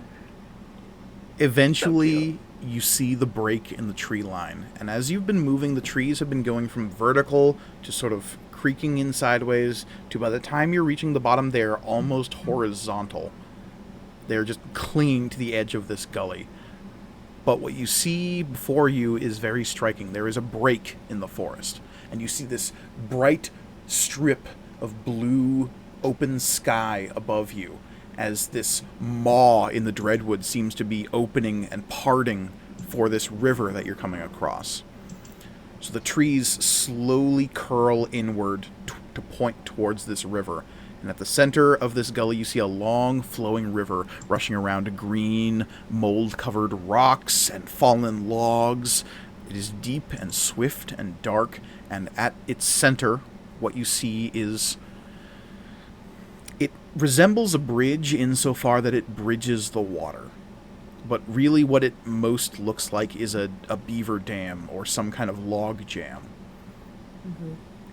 It is made of endless sticks and broken branches and rocks all sort of mashed together. The river is flowing through it and under it, and there is less of a walkway and more of a rough parapet over the river, bridging this gap that is about 40 feet wide.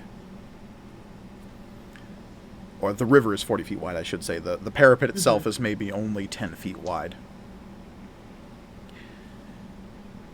And as you move closer, you can see that the dark waters are black and swift beneath the bridge. The Stellar's Jay won't move past the cover of the trees, but it will let you know that that is the bridge. I go over to below where it is and maybe a couple steps further and spread more food on the ground. And I say, thank you so much. And it says, "The bargain is complete. Thank you." And it will, like, scurry down to the ground and start, like, picking up food and gathering it into its cheeks. Yeah.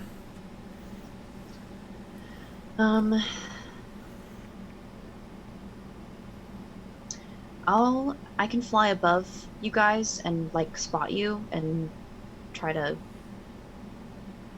keep an eye out for stuff. Okay.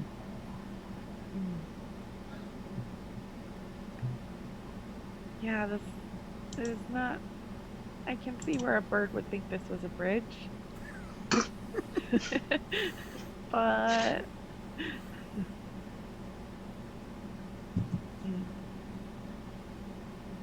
What do you do?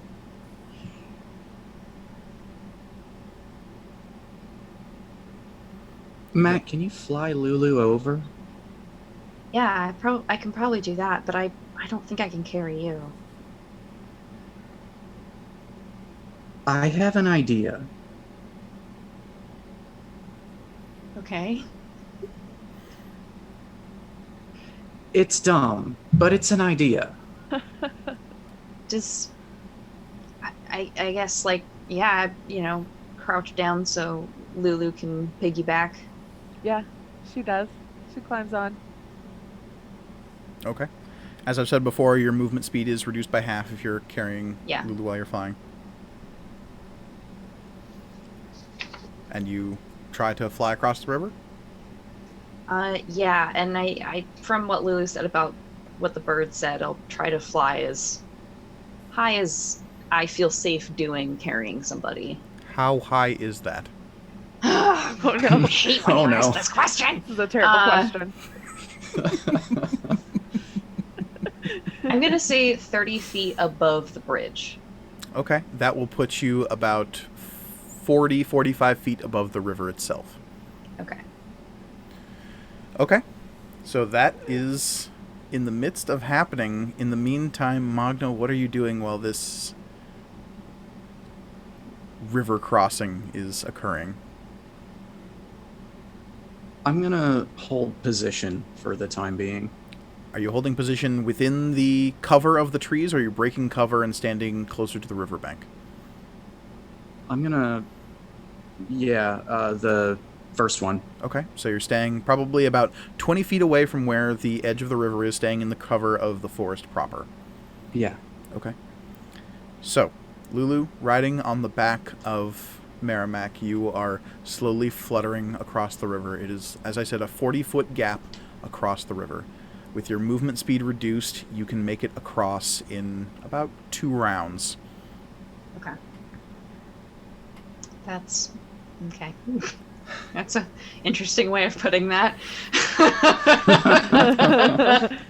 And as you are flying across, just as you break cover of the woods, a long, gangly green arm will jut up out of the river, grab the edge of the bridge, and this enormous creature will rise up out of the river, water cascading off of its green, gnarled, warty flesh, huge, long dreadlocks draping across its face, giant, horrible, broken tusks jutting up from its lower jaw. It's got one big, huge eye and one little eye that seems to gleam with a dark light, and from beneath the water, its second arm will whip up like a sling, hurling a rock. And I think it is there that we are going to take our break. Oh no. No. And when we return, you are trying to cross the bridge of a troll, specifically the troll Rumble Tusk. Oh no. So stay tuned. We'll be back in about 10 minutes to continue these adventures in the Dreadwood.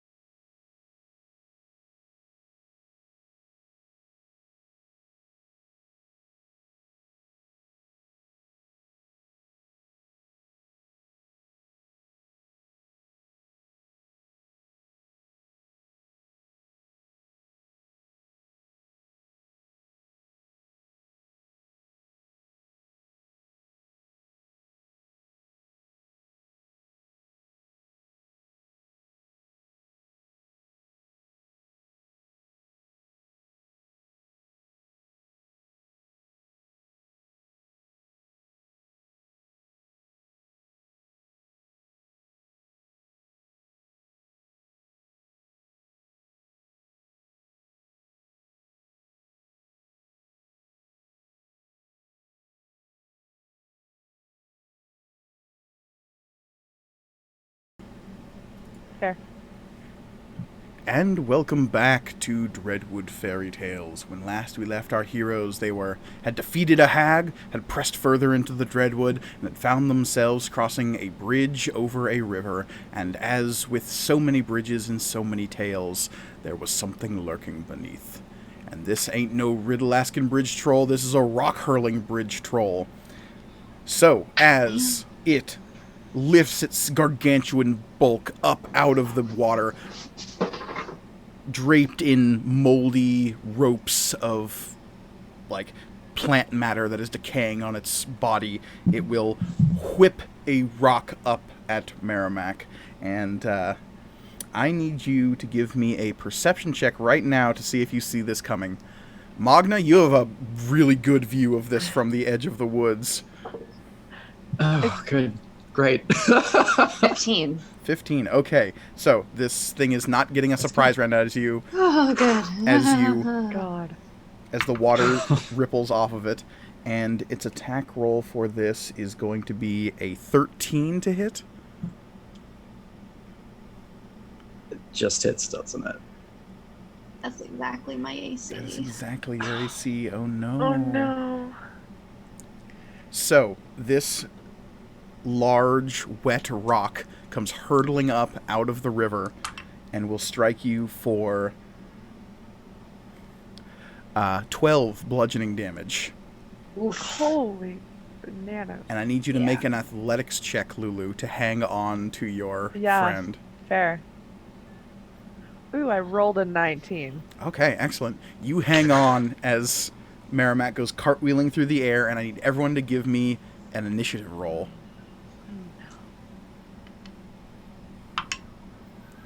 Oh, Rumbletusk, do good. Oh, dear. Oh no. I didn't. That's an 8. Okay, so we'll do this critical roll style. 25 to 20. Okay. 15 to 20. 16. 16. Okay.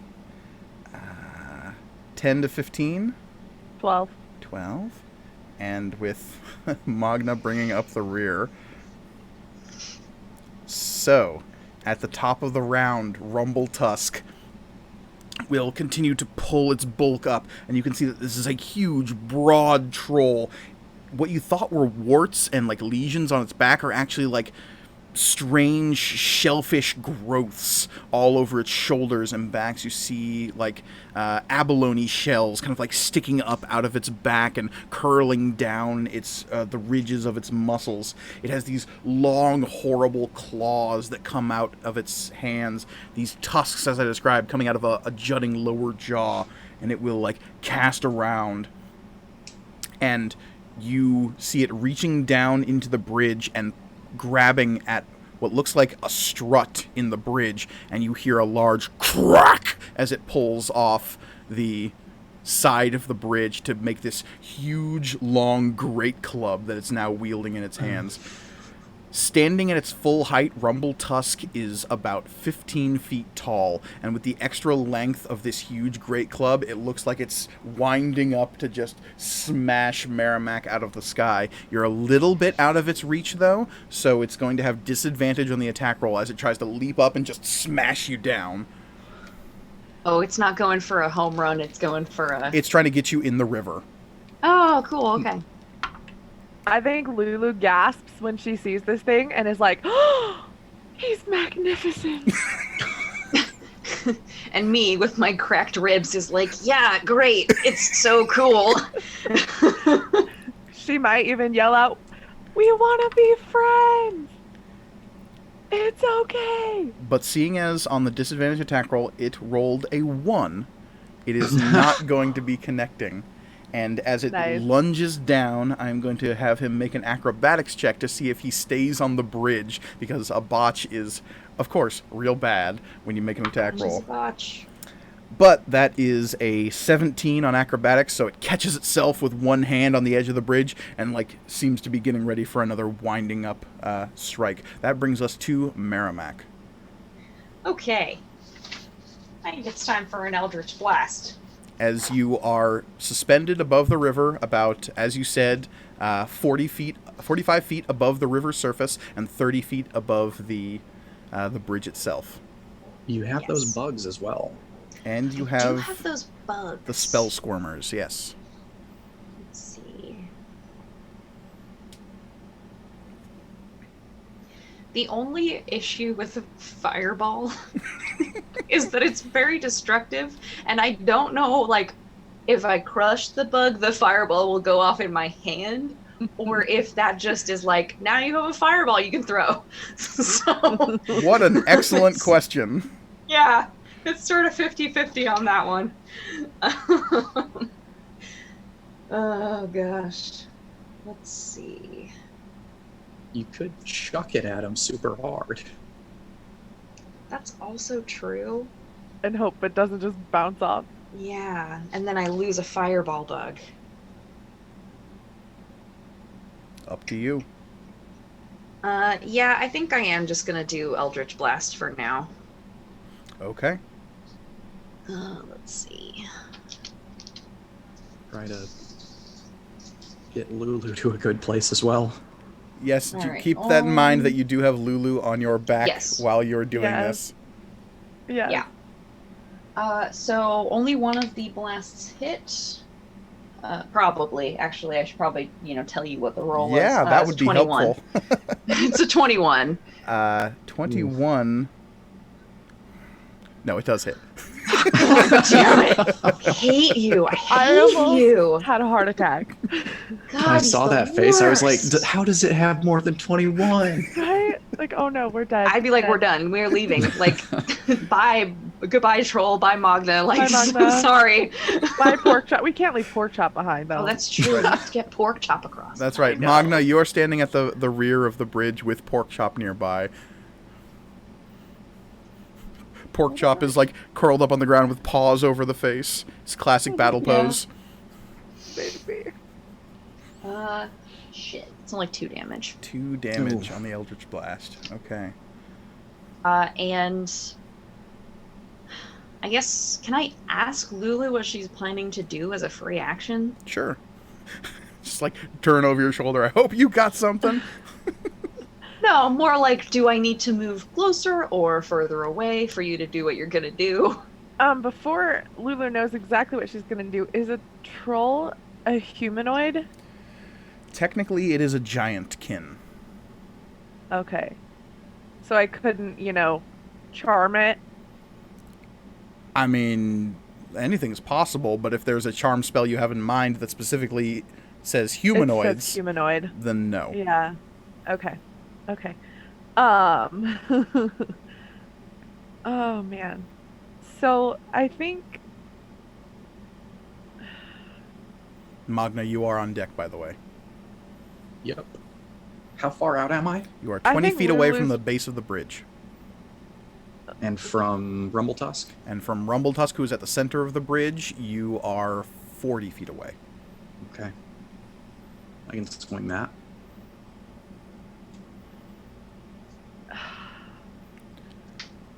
Lulu, you are on the back of your friend Merrimack, about 30 Right. feet up from the troll.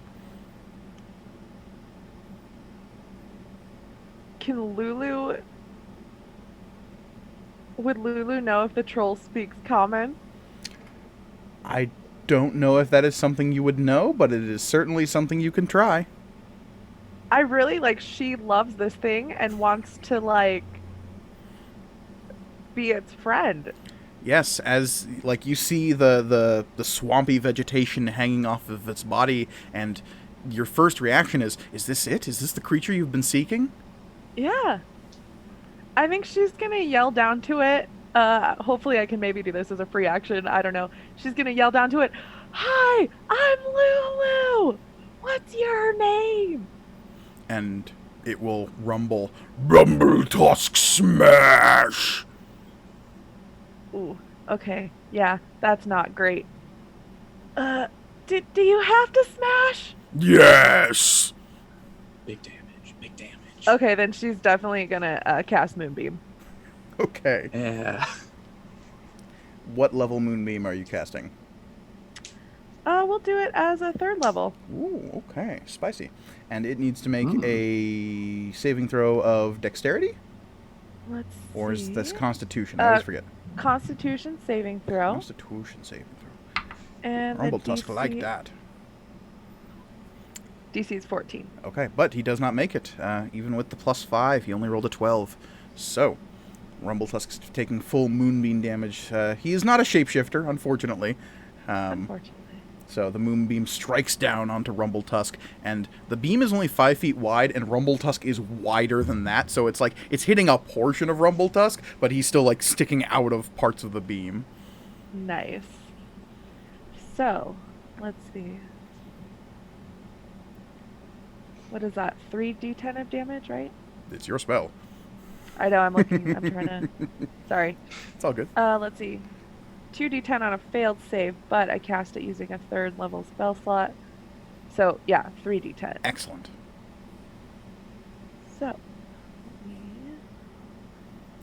that is 27. Whoa! Shit! I'm like, I had to double check to make sure that I did it right. I did a 3d10. So 10, a 10, and a 7. Dang. Fuck.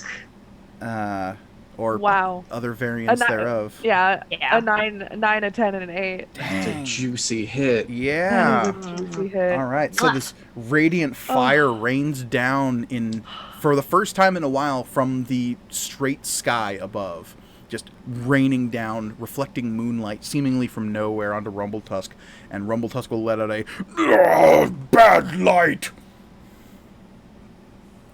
That will bring us to Magna, unless Lulu would like to move at all? Nope, she's not moving, but she's gonna yell, sorry! I think when Lulu did not immediately attack, Merrimack moved about another 10 feet away from Rumble Tusk to get out of the full range of the club. 10 feet up or 10 feet across the river? Across the river. Okay. So you're about halfway across the river now. Okay, that brings us to Magna. Excellent. For Magna rushes in. My full movement, 30 feet, and I'm gonna Misty Step as a bonus action, another 10 feet to get right up in Rumble Tusk's face. As your feet touch the start of the bridge, I need you to make a dexterity saving throw. Fuck my life. Okay. Oh no. Is this rickety-ass log jam of a bridge. So just before you hit your Misty Step, we'll see what happens. Okay. Oh no. I rolled a 2. Okay. Plus 3 is 5. There is a crack and a slip, and you feel your boot heel catching on just that slick river wood that's been just Bonus drenched, action Misty Step and out you're of just it. like, "Ah!" and just Misty Step away, and you land and teleport right next to Rumble Tusk. Yeah. Okay, and when you land on that section, you're on a section of the bridge that is much thicker and sturdier and can support Rumble Tusk, so Okay. you're better off. Okay, alright. We're gonna make 2 longsword attacks against Rumble Tusk and see how this goes. Okay. Natural 20. Woo! Yes. And of course, we are All dealing right. an epic crit, so what is the most damage you could deal with a sword attack? The most damage I could deal with a sword attack is an 8. So an 8, and that's including your modifier? Plus 5. Sorry, 13. So 13 is our total, is our baseline. Now give me Okay. another roll, and let's add that to the 13. Okay. Alright, that's 6 plus 5 for 11. I'm also going to be smiting at level 2. Go for it. So The 13 most plus I can 11. deal with smite is 24. Good lord.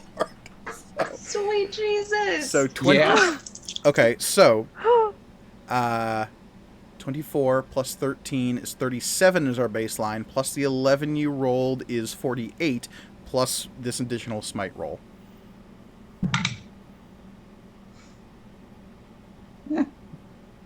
That's 11. Okay, so 59 8-2-1. is our total in damage. And I'm going to make another attack. Yeah, of course you are. That is a 15 to hit. 15 will not hit as Okay. your blade glances off one of the scabrous growths on Rumble-Tusk's body, clanking off the chitin. Rumble-Tusk will let out a roar, unless you wanted to. You used your whole movement to get up to the bridge and slip and fall and then teleport. That was 20 feet. Right. So you have 10 more feet of movement if you wanted to use it. I don't want to give him an opportunity attack. Okay. It's probably a good call. As you watch, though, the wounds that you just dealt to Rumble-Tusk begin to reseal and regrow, and some of those scabrous, weird mollusks crawl over the wounds, and where they pass, it seems as though the wounds themselves are beginning to stitch up rather more quickly than any other troll you've ever encountered. It is regenerating at a terrifying rate. And it will let out a bellowing roar and say, Rumble-Tusk, burn, stupid, shiny armor person! Mac? Fireball? Does he start his turn inside the moonbeam, or did he move? No, he absolutely does. So he takes, he has to make another saving throw?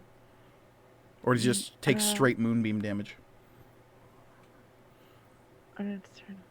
He has to make a Constitution saving throw. Con save of 19. That saves, but he still takes half damage. All right. So 3d10.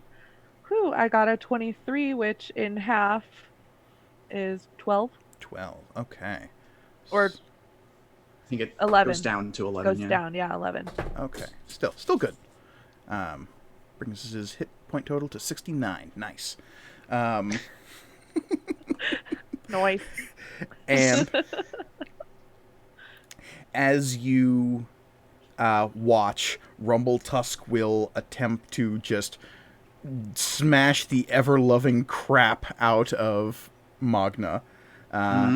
It will lean down and first attempt to just smash you with this big great club, and then it will lean in for a horrible tusky bite. So it is making 2 attacks on you. The first one is its great club attack. The second one is its bite. The great club is coming in for 17 to hit. Miss. Miss. Ooh. And the bite is coming in for a 19 to hit. Miss. So, great club comes in. You just, like, skitter backwards a little bit. Smashes. You feel the bridge just like, oh, no, this was not meant to take hits like that. And as the bite comes in, you dance back a little bit more as this huge toothy maw distends much wider than it seems possible as its jaw clicks and grinds out of place and just snaps back and you just like snaps right in front of your face and it withdraws. And that was Rumble-Tusk's turn, which brings us to Merrimack. Yeah. Mac? I mean, girl, if you don't move, it's gonna kill you too. Like, I'm good. okay. Yeah, I think that Merrimack, just going off of what Granny Rockgum was doing, crushes the bug in her hand, gets the fireball bug and crushes it in her hand. Okay.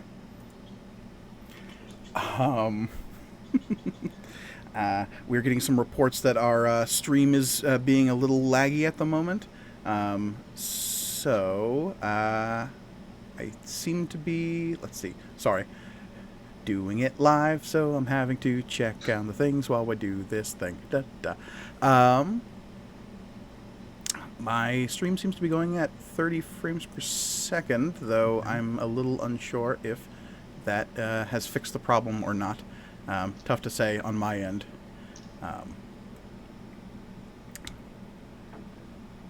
So, in the meanwhile, unless I'm told otherwise, I will continue, though. On my end, it looks as though the stream is moving at capacity, but it's tough for me to tell. Yeah. It might have just been me. It might just be my... It might be my internet slowing down as well. It is very difficult to say. But so far, stream hasn't actually interrupted us, so that's something. Pulling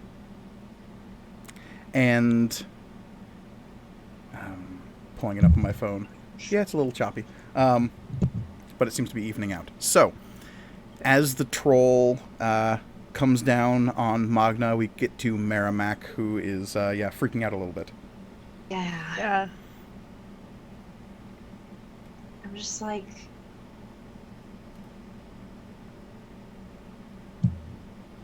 Yeah, I mean, I going off of what she had seen with as far as how these bugs are activated.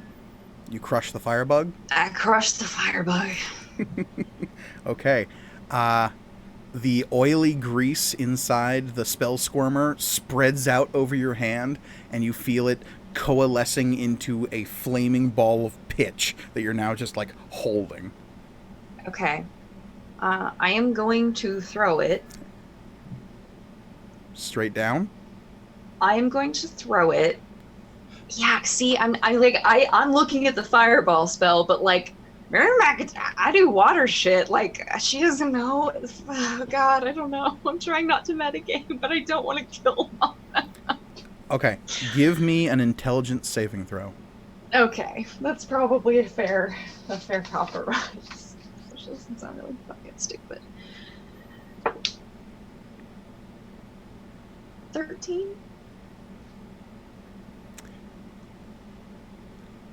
You've never cast the spell Fireball before. Fireball is not a spell they would encourage people to use in the place you're from. I would say it is highly unlikely you know precisely how this works. And as such, you know, no. fire go at bad thing. Fire no. go at bad thing. Yeah, I throw it Just at the chuck troll's. it. I throw it at the troll's head. Okay. And it Okay. detonates in a 20-foot sphere. Yep. And I need the troll That's and what fireball does. Magna to make a dexterity saving throw. Okay. And the spell save DC on this spell squirmer is 14. Okay. You said Dex? Dexterity saving throw. That's a 9. And the troll got a 13, so neither make it. Yes. That's what we're here for. I Right. don't even have 8d6, so I'm gonna roll 6, and then 2 more. Mm-hmm. God, I'm sweaty. Okay. That's 10, 11, 12, 16, 20, 26, 29. 29. All right. As you cast the fireball, it explodes. Everybody taking 29 fire damage on the bridge. And I would like you, Elliot, to roll me percentile dice as the bridge is engulfed in this flame as well. I know. Oh, it's Lulu lets out a terrified squeak. 82. 82. The bridge begins to shake and rumble as a lot of the wood that was damp and moist is now just flash fried by this fireball. A lot of the base structure is still okay because the fireball didn't spread to the bottom, but the top of it is now a burning wreckage of cinder that is under both the troll and Magna's feet. And any kind of extreme movement or damage may provide some interesting results on the bridge. And so yeah, would you like to move at all, Merrimack? Yes, I'm gonna keep on. I'm gonna go my full movement, which is still halved, but so 15 feet closer to try to drop Lulu off on the other side. Okay, so you keep That is cruising across to the other side of the river. You're about 5 feet away from the edge of the river. okay. That will bring us, in fact, to Lulu. So would Lulu have noticed that it was like the little creatures crawling over the troll that seemed to heal it? Give me an investigation roll. Okay, let's see. Plus investigation. That is a 15. 15. Yeah, you would have noticed that it's the weird mollusk things that are sealing up its wounds. Not necessarily the troll's own regenerative properties, but these weird Okay. wound Lulu- mollusks. Lulu would like to cast Conjure Animals. And she's gonna conjure 8 swarms of ravens. Eight separate swarms of ravens, or a swarm of 8 ravens? Well, a swarm of ravens is considered... Let's see.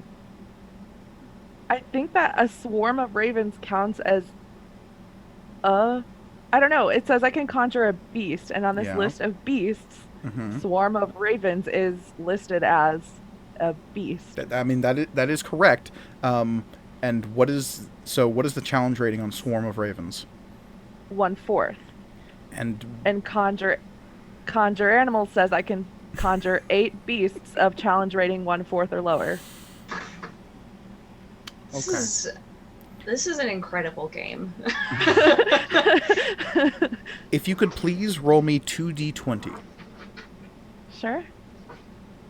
The first one is a 12, and the second one is an 11. Okay, so 23 is our total. That is how many ravens consist a swarm. So 23 times 8 is a number. It's, a lot of yes. ravens. 23 times 8. 183? 184. Yeah. 184, sorry, 24, not 23. 184 ravens burst into existence. She's gonna command them to pluck off and attack the little snail mollusk things that are on the troll. Hell yeah. Okay. Give me 3 how am I gonna do this? Give me 2 raven swarm attack rolls. Okay. So, do I add any modifiers for it? I don't have the stats for raven swarm. I do. Let's see. They're... Oh, it's +4 to hit with their beaks. Yes. Is what it says. Okay. So, first roll, not great. Plus the 4. The first one is a 10 total. Okay. Second one is a 13 total. 13. Both are hits, so I will say that the vast majority of these wound mollusks are yanked off of the troll in just a flurrying swarm of carrion birds that just like swarm all over Rumbletusk. He's like, no,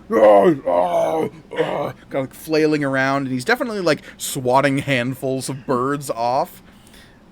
But it is a horrifying scene that you see in front of you, Magna. It's just this form of like lime green, shining fey birds just swarm out of nowhere and cover Rumbletusk and begin picking off the mollusks. And unless you would like to move, Lulu, I think that does bring us to Magna. Yeah, I think I'm good. Okay. Okay. So you see Rumbletusk is having the strange wound-sealing mollusks plucked off of his body as he's flailing around in confusion and pain. My go? Yes? All right. I'm going to slowly and carefully sidle around back of him without breaking. I'm going to stay right next to him. I'm going to sidle around so I'm closer to the other side of the bridge. As a bonus action, I will ready Wrathful Smite, and I'll make 2 weapon attacks against him. Okay. As you sidle, because the bridge has taken some excessive amounts of damage, I need you to give me an acrobatics check as you, like, sidle your way around Rumbletusk and try to get to the other side without stepping on anything that's going to snap off and fall into the river because Okay. the bridge beneath you is a flaming wreck at the moment. Alrighty. Well, let's hope. 15? 15 is exactly what you needed, and as you scooch around Rumbletusk, you make it to the other side. Okay, so 2 longsword attacks. Let's go. Okay. And I will say, because of the excessive amounts of swarm that are just really distracting Rumbletusk, you have advantage on these attack rolls. Okay, that first one was a 16, but let's see how this goes. Yeah, that's a 16. So, it seems as though with the mollusks removed, Rumbletusk's AC is actually getting lower as these weird shell-like things are on its body and are being picked off. So the 16 is actually a hit now. Okay, cool. Let's go with... well, first of all, he's going to have to make a wisdom saving throw against Wrathful Smite, DC of 14. Ruh-roh. So I rolled a 5. So that's a 5. That's not going to save. So he is frightened and will take... Oh, wow. That's cocked. That's very cocked. 6 damage, psychic. Oh, Rumbletusk not And like that. D8 for the longsword plus 5. That is a 7. And Divine Smite at level 1. The first one I used was level 2, so I am out of level 2 spell slots, by the way. Good to know. So that's going to be 2d8, 6, and a 7 for 13 radiant damage. Ooh, spicy. So 7 plus 13 for that, plus 6, that is 26 damage, and he is frightened of me. Yeah, Rumbletusk is terrified and flailing, and it looks like he would be on his last legs if not for the fact that his wounds continually start to seal up. Despite... I do have one more attack. This is true. Let's hope. It's just like flailing around, batting at ravens. Slashy, stabby lady is coming in and slashing and stabbing. 19 to hit. 19's gonna hit. Okay. This is 6 plus 5, 11 slashing damage. Right. Rumbletusk lets out a roar as you split across his enormous thigh and goes tumbling off the side of the bridge, flailing at these ravens that some of them crash into the water with Rumbletusk, others just like fly up carrying the mollusks in their beaks. And yeah, you are left standing in the middle of the bridge, Rumbletusk having fallen back into the river, seemingly defeated. Can I? Do I want to smite again?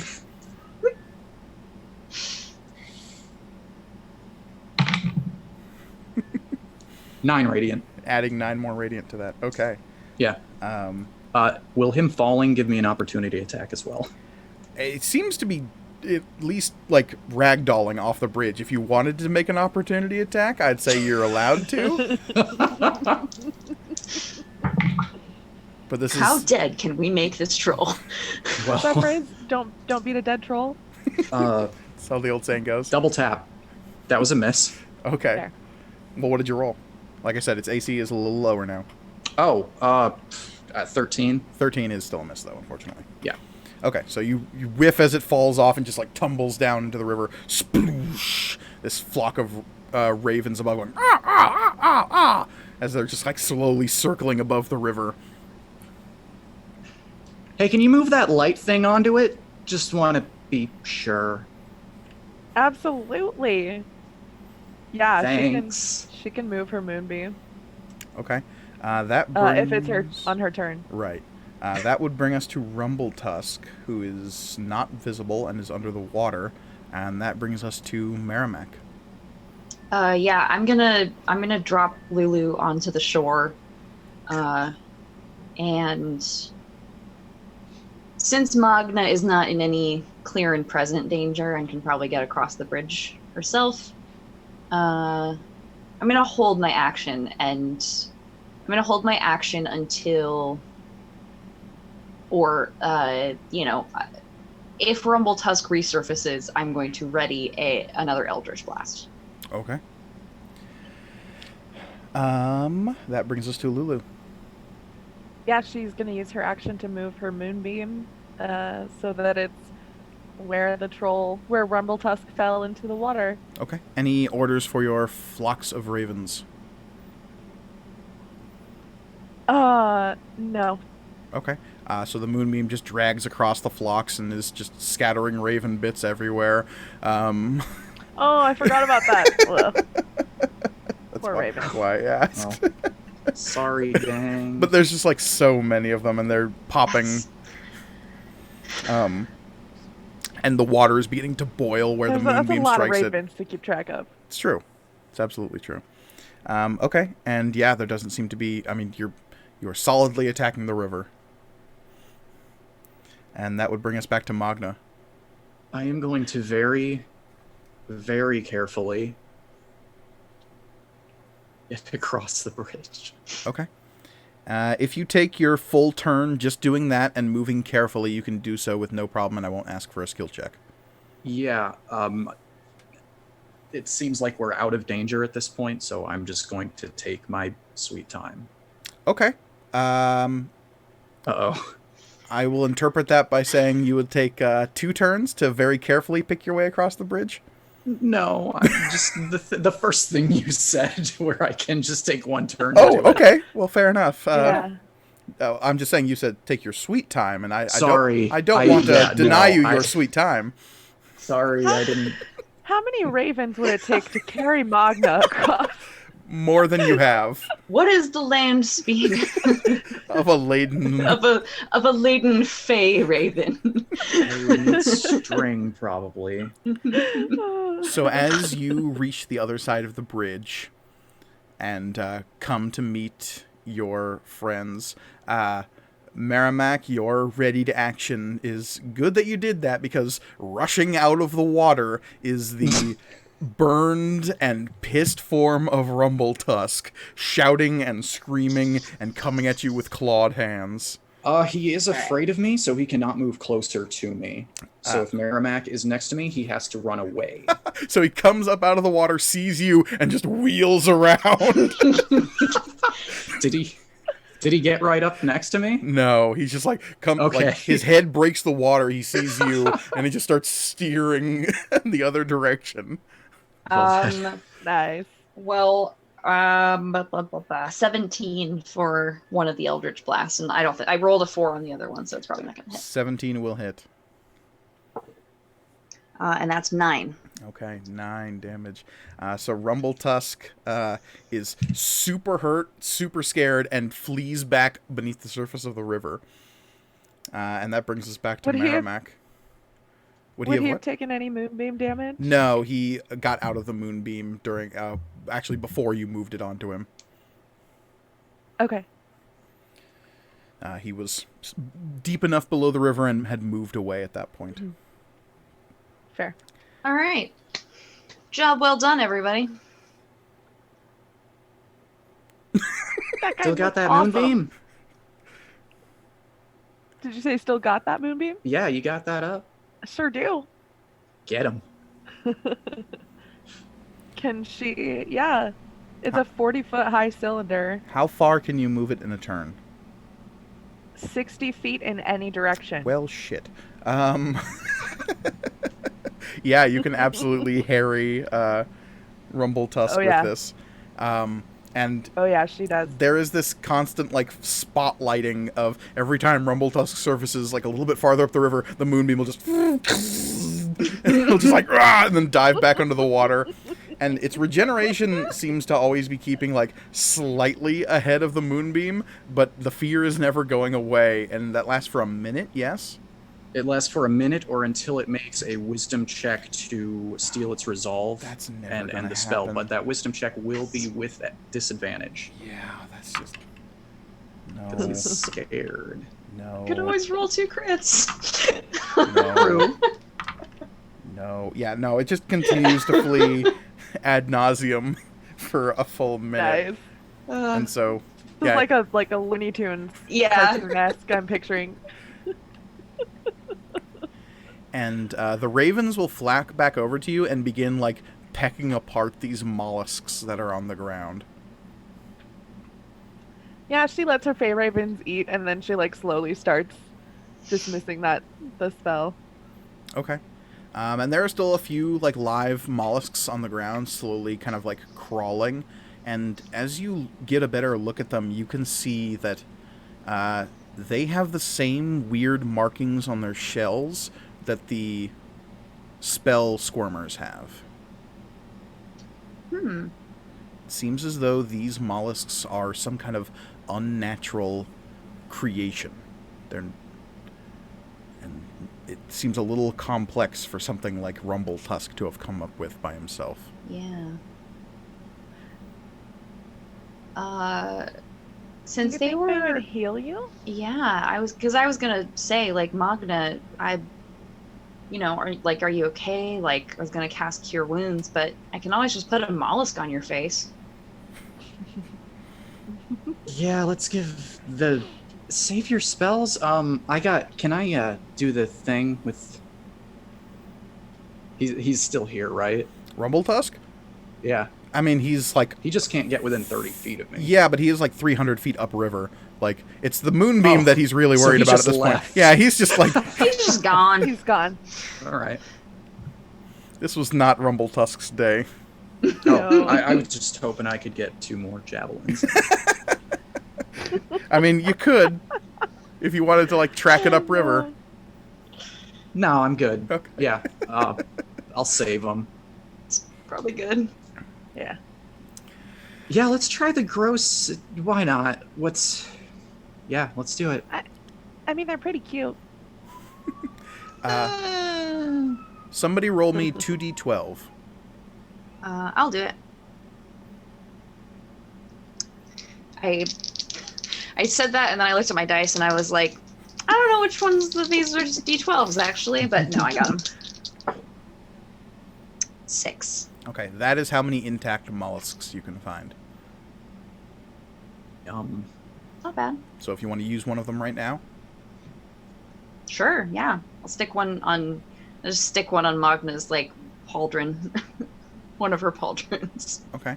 And before, when they were just on the ground, they are like very slow and kind of like horseshoe crabby as they move. And as soon as they're attached to somebody, they start just like zipping around like a Roomba until they find the source of blood of a wound somewhere on your body. And they will quickly begin just like, you feel them spreading some kind of warm, hot mucus from their underside as they like move across your wounds and begin sealing them up. And the mollusk will heal you for 30 points. Holy shit! All right. Wow. Does any of that carry over? Do I get a temporary 1 hit point? No, unfortunately. Darn. 30 or your maximum, I should have said. I'm fine with that. That's good. Yeah. Wow. And when it Okay. finishes, the mollusk falls off. Ah, okay. I poke it. It is dead. Okay. Okay, so we have 5 of these. Does anybody have an extra pouch? I don't think I should put these with the other beetles. Let me double check. Yeah, Lulu's coat in the last session I said had a whole bunch of pockets in it. Yes, you did. Yes, you That's absolutely did. So Yeah, you just start it's- stuffing shellfish into pockets? Yeah, and maybe putting a little food in there for them. They seem to feed on blood. Okay. And She it just seems as wanted to make though sure. the blood of trolls is specifically what they're super into, and like humanoid blood isn't really enough to sustain them. They'll serve their purpose, and then they'll sort of starve to death when they heal you. That's Okay. a bummer. That is a bummer. But Poor it seems guy. as though that's what they were designed to do in a weird way. Yeah. Yeah. This forest is whack. This place sucks. Why does I've everybody been say worse that in all places. of my campaigns? Well, you make a bunch of forests that kind of suck. Fair enough. So stashing away the creatures I have called wound mollusks. Nice. So you have your Okay, let wound me add that. mollusks, you have your spell We have squirmers. 5 of them. Gotta cross out the fireball one. Point of order. 5 wound mollusks. Does it look like Rumbletusk had any kind of hoard around here near the bridge? If he did, it would be below the bridge in the water. That's where he came from originally, anyway.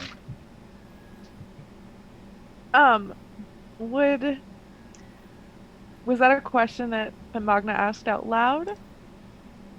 Or would I notice her looking around for something? Yeah, I would have started poking around looking for.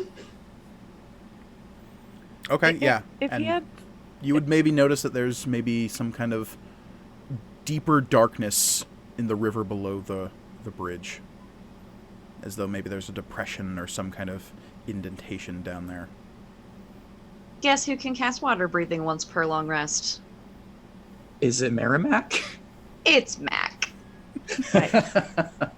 I was also thinking I can like wild shape into like an octopus or something. Hey, I think I see something down there.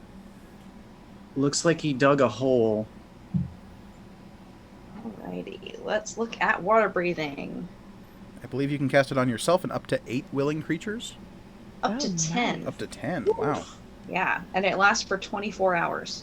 Holy Dang. bananas. Yeah. And we also retain our normal mode of respiration, so if there's some sort of like... Right. Yeah, just... like a pocket of things, then we won't just die immediately. Oh god! Dismiss the spell! Okay, so you cast water breathing on everybody? Yeah. And you all go under the river? Yeah. I'll go. Merrimack dives in. Yeah, yeah, Lulu Yeah, I is guess in. we're all going. Okay. I was going to say, I'm heavy, so it'll be harder for the river to move me. Yeah, Magna sort of just like drops like a stone.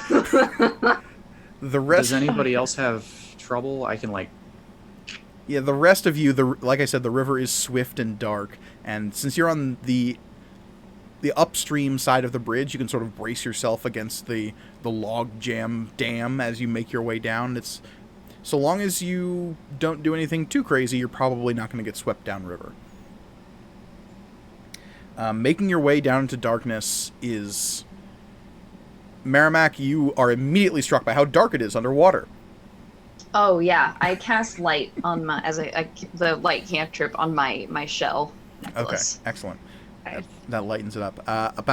You can tell now that the river is probably about 30 feet deep in most places, but there is a deeper depression at the base of this bridge that goes down an additional 20 feet into...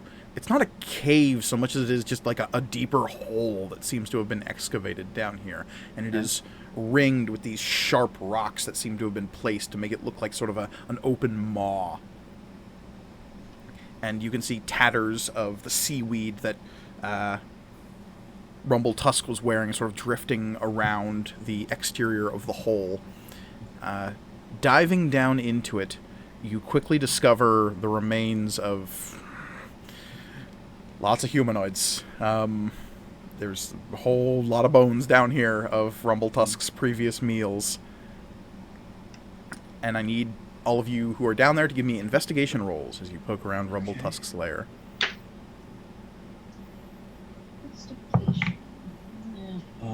That is that 15? Yeah, 15 plus 3 for 18.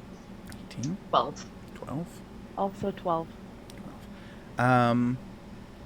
Lulu and Merrimack, poking around, you discover that there are several what look like deposits of gemstones just like pasted into the river mud to either side of the hole. It looks as though whatever gemstones Rumbletusk was able to collect, he just sort of just like stuck into the wall because they looked pretty. Hey, same.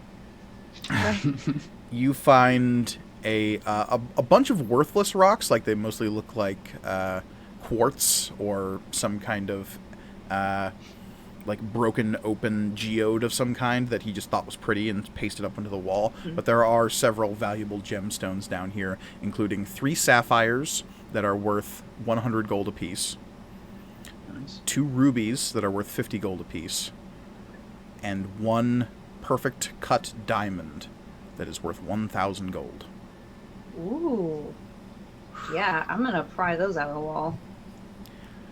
Magna, as you're poking around and like a little less squeamish than the others, you start like poking in and around the corpses that are littering the bottom of this place. When I say corpses, they are gnawed bones that are just left at the bottom of this deep, murky trench. Sad little skeletons. Yeah, well, some of them are disturbingly large, actually. There's like a huge elk bones down here, and like the bones of what's clearly some kind of other giantkin, maybe another troll of some kind. Yeah. Like Rumbletusk was clearly not to be trifled with. But poking around down here, you eventually find there's like a hum in the water that you like kind of just sense that the others don't necessarily because of the rushing water in their ears. But poking around, you eventually see the gleam of something dark and metal beneath some of the bones. And poking through, you see the armored form of what looks like maybe what was once another knight of some kind.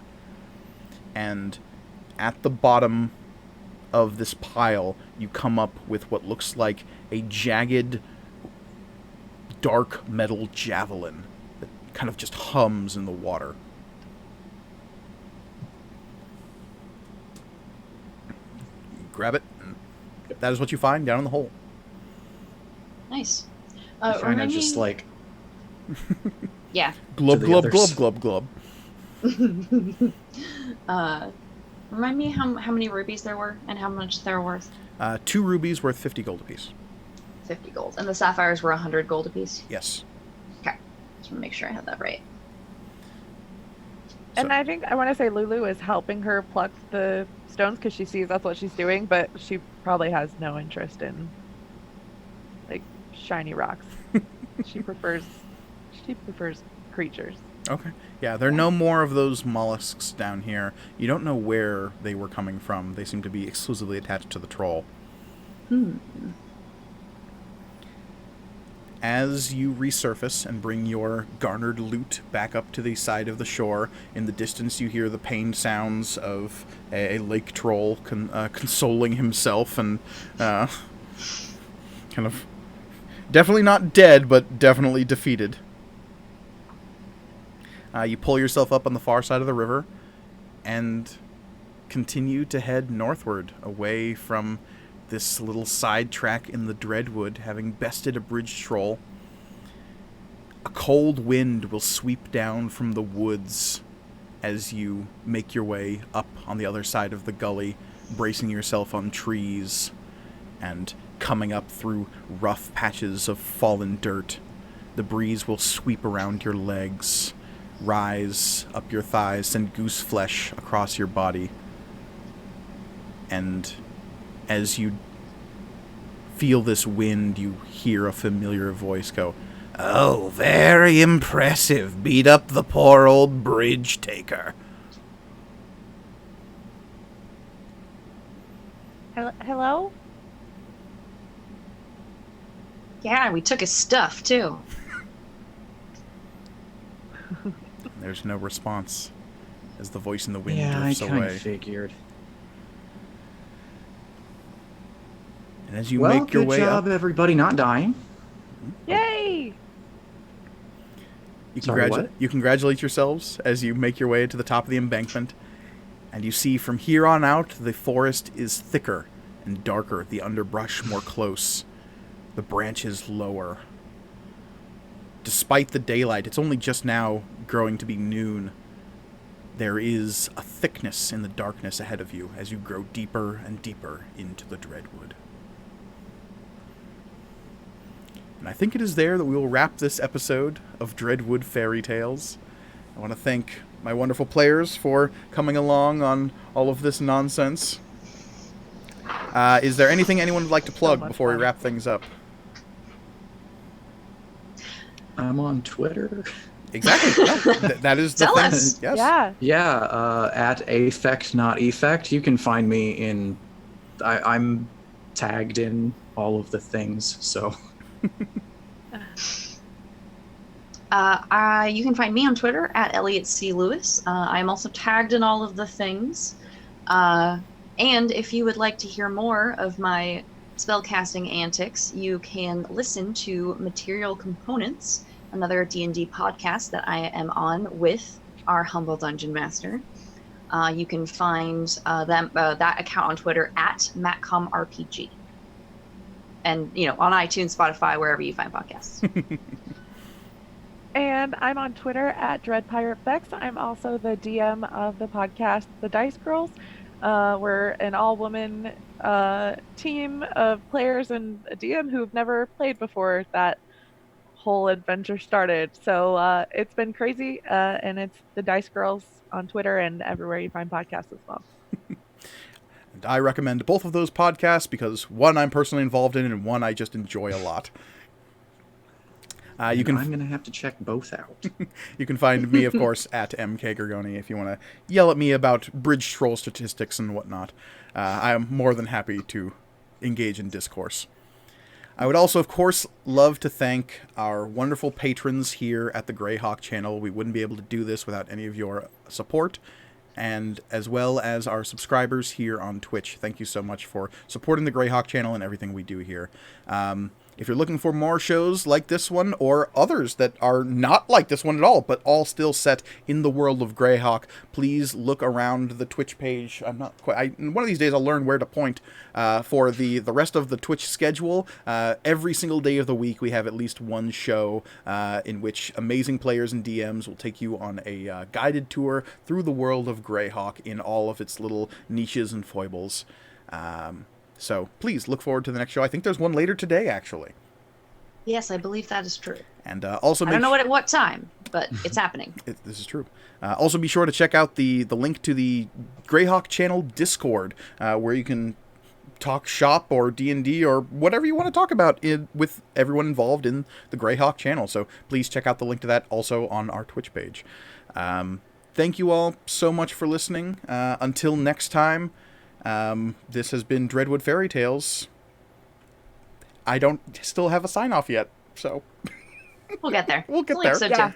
Yeah, we'll get there. Be excellent to each other. Indeed. There you go. Bill and Ted, be excellent to each other. Thank you. Oh, yeah. Bye, everybody. Bye. See you next week.